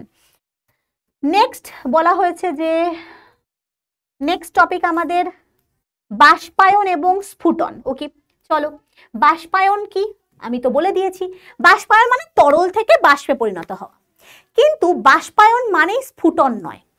কারণটা কি দেখো, আমরা এই যে যখন স্নান করি দেখবে আমাদের ভেজা গা থাকে, কিছুক্ষণ পর আপনা আপনি ওটা শুকিয়ে যায়। ভেজা জামা কাপড় কিছুক্ষণ রেখে দাও, আপনা আপনি শুকিয়ে যাবে। তুমি একটা গ্লাসে জল রেখে তুমি 1 সপ্তাহ পর জলের লেভেলটাকে চেক করো, জলের গ্লাস থেকে তুমি ওপেন রেখে চেক করো, দেখবে সেখানে কিছু পরিমাণ জল কমে গেছে। কেন? আচ্ছা, জল থেকে বাষ্প হচ্ছে, তাহলে তো মিনিমাম 100 ডিগ্রি টেম্পারেচারের প্রয়োজন, কিন্তু সেখানে তো আমি 100 তাপ দিইনি, তাও কিন্তু কেন উড়ে গেল? এই প্রসেসটাকে বলা হয় বাষ্পীভবন, অর্থাৎ ইভাপোরেশন। এই প্রসেসটা হয় কেন দেখো, এটা ধরো একটা পাত্রের মধ্যে জল নেওয়া হয়েছে, ঠিক আছে। এই জলের ওপরের অণুগুলো এরকম ভাবে থাকে, একদম থাকে, এরা কিন্তু স্থির অবস্থায় থাকে না মোটেও, এরা কিন্তু এরকম লেভেল অবস্থায় থাকে না, এরা কেউ এদিকে যাচ্ছে, কেউ এদিকে যাচ্ছে, কেউ ওপর দিকে যাচ্ছে, কেউ নিচে আসছে, কেউ এদিকে যাচ্ছে, কেউ এদিকে যাচ্ছে, কেউ এরকম ভাবে যাচ্ছে, এরা কিন্তু কন্টিনিউয়াস প্রচন্ড উচ্চ গতিশক্তি সম্পন্ন হয়ে থাকে। তরল পদার্থের অণুগুলো কিন্তু কেউ স্থির না, সবসময় এদিক ওদিক এদিক ওদিক এদিক ওদিক ছুটতে থাকে, ঠিক আছে। অণুগুলো সবসময় কি হয়? ছুটতে থাকে। এবার দেখো, অণুগুলোর গতিশক্তির প্রভাবে কিছু কিছু অণু কিন্তু তাদের এই যে আকর্ষণ বলকে ছাড়িয়ে গিয়ে, আন্তঃআণবিক আকর্ষণ বলকে ছাড়িয়ে গিয়ে সেটা বাতাসের সাথে চলে যায়, বাতাসের সাথে মিশে যায়। মানে কিছু কিছু অণু কি হয়ে যাচ্ছে, এই লেয়ার থেকে ভেদ করে অতিরিক্ত গতিশক্তির প্রভাবে কিছু কিছু অণু কিন্তু সেপারেট হয়ে ও বাতাসে চলে যাচ্ছে। এ দেখো কিছু কিছু অণু এরকম ভাবে বাইরে বেরিয়ে যাচ্ছে। কোথা থেকে? জাস্ট ওপরের লেয়ারের অণুগুলোর মধ্যে এই ফেনোমেনাটা দেখা যায়। ওপরের লেয়ারের অণুগুলো সবসময় গতিশক্তিতে থাকে, মানে ওর মধ্যে গতিশক্তি থাকে, ওরা সবসময় ছুটতে থাকে। কিছু কিছু অণু সেই আন্তঃআণবিক আকর্ষণ বলকে ছাড়িয়ে সে এখন বাতাসে বা এনভায়রনমেন্টে চলে যায়। এইটাকেই বলা হয় বাষ্পীভবন। এর জন্য কোনো টেম্পারেচার দিতে লাগে না, এটা আপনা আপনিই হতে থাকে। তাই জন্য দেখো বলা আছে যে কোনো তরল যে কোনো উষ্ণতায় উপরিতল থেকে, এটা খুব ইম্পর্টেন্ট, এই বাষ্পীভবনটা কোথায় হয়? শুধুমাত্র ওপরের লেয়ারে।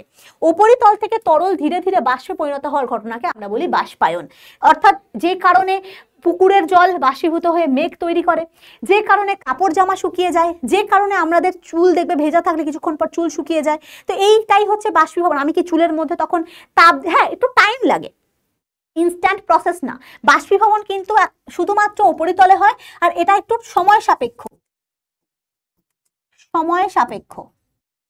এটা দ্রুত হয় না, এটা ধীরে ধীরে হয়, মানে ধীরে ধীরে হয়। ধীরে ধীরে ঘটে। আর এটার জন্য কিন্তু যে কোনো উষ্ণতার প্রয়োজন, যে কোনো উষ্ণতা এটা হতে থাকে। তুমি একটা জলের বাটিকে তুমি এমনি ওপেন অবস্থায় রেখে দাও, 1 সপ্তাহ এসে দেখো ওয়াটারের লেভেল কমে গেছে, কারণ ওপরের পোর্শনের কিছু জলের অণু ওপর থেকে কিন্তু ক্রমাগত গতিশক্তির প্রভাবে ওপর মানে এনভায়রনমেন্টের সাথে মিশে গেছে। এইটাই হচ্ছে বাষ্পীভবন প্রসেস। আশা করি বোঝা গেছে। আর স্ফুটন প্রসেস কিন্তু আলাদা। স্ফুটন প্রসেসটা হচ্ছে যেখানে, কোথায় গেল, যেখানে টেম্পারেচার দিতে লাগবে স্ফুটনাঙ্কে পৌঁছাতে গেলে 100 ডিগ্রি টেম্পারেচারে তোমাকে আসতেই হবে। হলে যে জলের পুরো ভাগটা, অর্থাৎ পুরো জলটাই দেখো, পুরো জলের অণুগুলো ফুটতে শুরু করে এবং স্ফুটনাঙ্ক পুরোপুরি মানে এখানে দেখো লেখা আছে যে সমগ্র তলের মধ্যে হয়। আর স্ফুটনাঙ্কে পৌঁছানোর এটাতে প্রয়োজন হয়, অর্থাৎ টেম্পারেচার ফিক্স রাখতে হয়। টেম্পারেচার যদি আমি স্ফুটনাঙ্কে না পৌঁছাই তাহলে পুরোপুরি জল ফুটে বাষ্পে পরিণত হয় না। আর বাষ্পায়নের জন্য কিন্তু শুধুমাত্র যে কোনো টেম্পারেচারের প্রয়োজন, তার জন্য কোনো প্রমাণ চাপেরও দরকার নেই, কোনো কিছুর দরকার নেই। বাষ্পীভবন যে কোনোভাবে হয়। আর স্ফুটনটা হতে গেলে কিন্তু একদম নির্দিষ্ট টেম্পারেচারের প্রয়োজন। আর স্ফুটন মানে বয়েলিং, যেটা পুরোপুরি দেখো বাষ্পীভবন হয়েছে পুরোপুরি শুধু ওপরের লেয়ারে, আর দেখো স্ফুটন হচ্ছে সম্পূর্ণ জলের অণুগুলো ফুটতে শুরু করে। মানে ক্রমাগত জল বাষ্পীভূত হতে হতে পুরোটা জল যখন বাষ্পীভূত হয় সেটা হচ্ছে স্ফুটন, আর যদি ওপরের লেয়ারটা বাষ্পীভূত হয় সেটা হচ্ছে বাষ্পায়ন।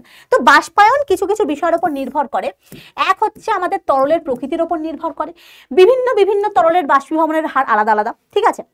এটা যদি উদ্বায়ী তরল হয়, উদ্বায়ী তরলের বাষ্পীভবনের হার বেশি, বাষ্পীভবনের হার বেশি, কিন্তু অনুদ্বায়ী তরলগুলোর ক্ষেত্রে সেটা আলাদা রকম, সেটা কম হয়।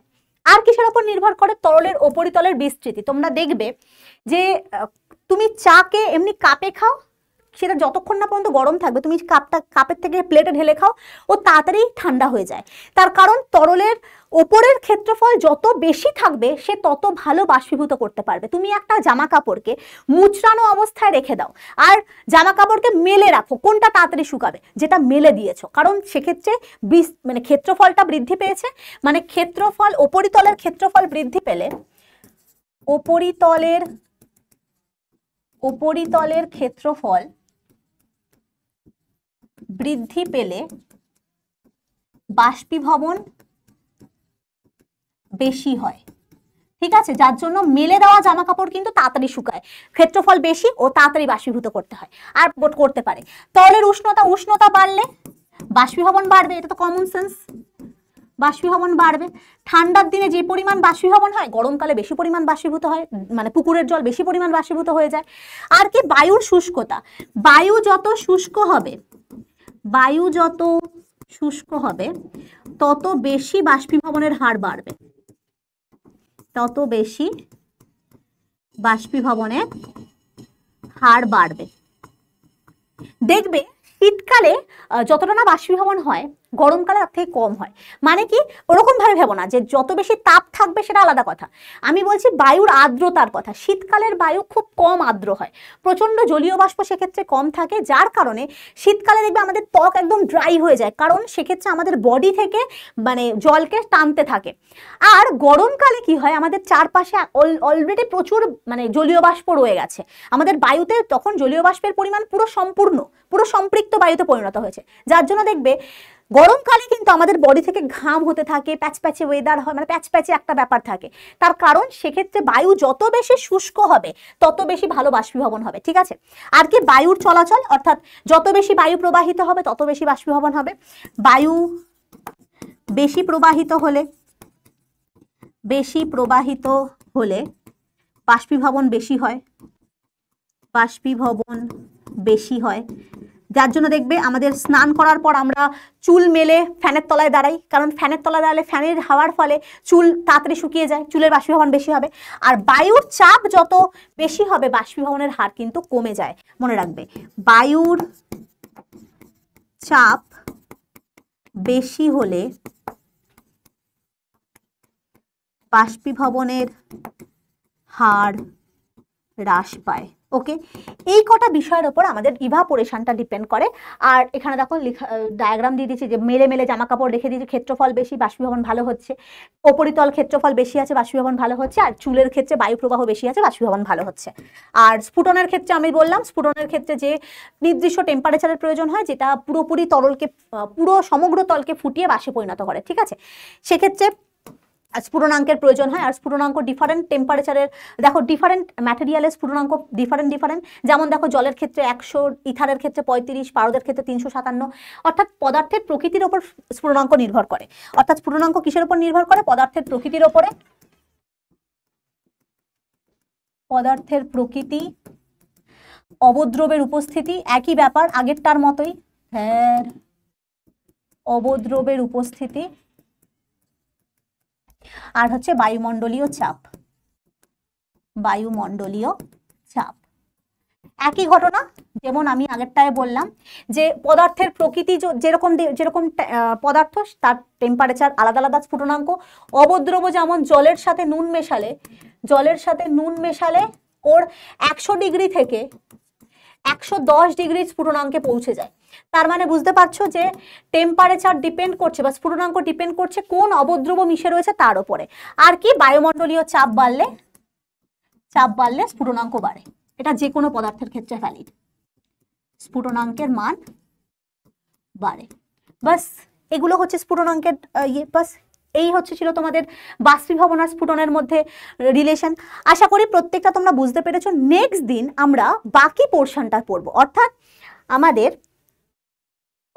এখনো পর্যন্ত কিন্তু অনেকটা পোর্শন বাকি রয়েছে, যেমন ঘনীভবন, তারপরে হচ্ছে শিশির, কুয়াশা, মেঘ, তারপরে রয়েছে তাপের প্রবাহ, তাপ কিভাবে সঞ্চালিত হয় উষ্ণ থেকে শীতল স্থানের দিকে। আজকে আমরা শুধুমাত্র পড়লাম বাষ্পীভবন স্ফুটন পর্যন্ত। আমরা নেক্সট দিন বাষ্পীভবন স্ফুটনের পার্থক্যও জানবো, যদিও তোমরা নিজেরা লিখতে পারো তো খুব ভালো কথা। 1 নম্বর লিখবে বাষ্পীভবন যে কোনো উষ্ণতা হয়, স্ফুটনের জন্য স্ফুটনাঙ্কের প্রয়োজন, অর্থাৎ প্রমাণ চাপে একটা নির্দিষ্ট উষ্ণতায় স্ফুটন হয়। বাষ্পীভবন খুব ধীরে ধীরে হয়, স্ফুটন খুব তাড়াতাড়ি হয়। স্ফুটনে শব্দ হয়, বাষ্পীভবনে কোনো শব্দ হয় না। বাষ্পীভবন শুধু ওপরিতলে হয় তরলের, স্ফুটন পুরো সমগ্র তরলের অংশ জুড়ে হয়। তো এগুলো হচ্ছে বাষ্পীভবন এবং স্ফুটনের পার্থক্য। তো আশা করি সবকটা তুমি জিনিস বুঝতে পেরেছো। তো বাড়িতে ভালো করে প্র্যাকটিস করো। লিন তাপটা খুবই ইম্পর্টেন্ট, ভালো করে লিন তাপের অঙ্কগুলোকে প্র্যাকটিস করবে। আর নেক্সট দিন আমরা ঘনীভবন থেকে তাপ সঞ্চালন পর্যন্ত পুরোটা পড়বো। চলো তাহলে আজকের জন্য এটুকুই, আর নেক্সট দিন তোমাদের সাথে দেখা হবে। Tata, thank you.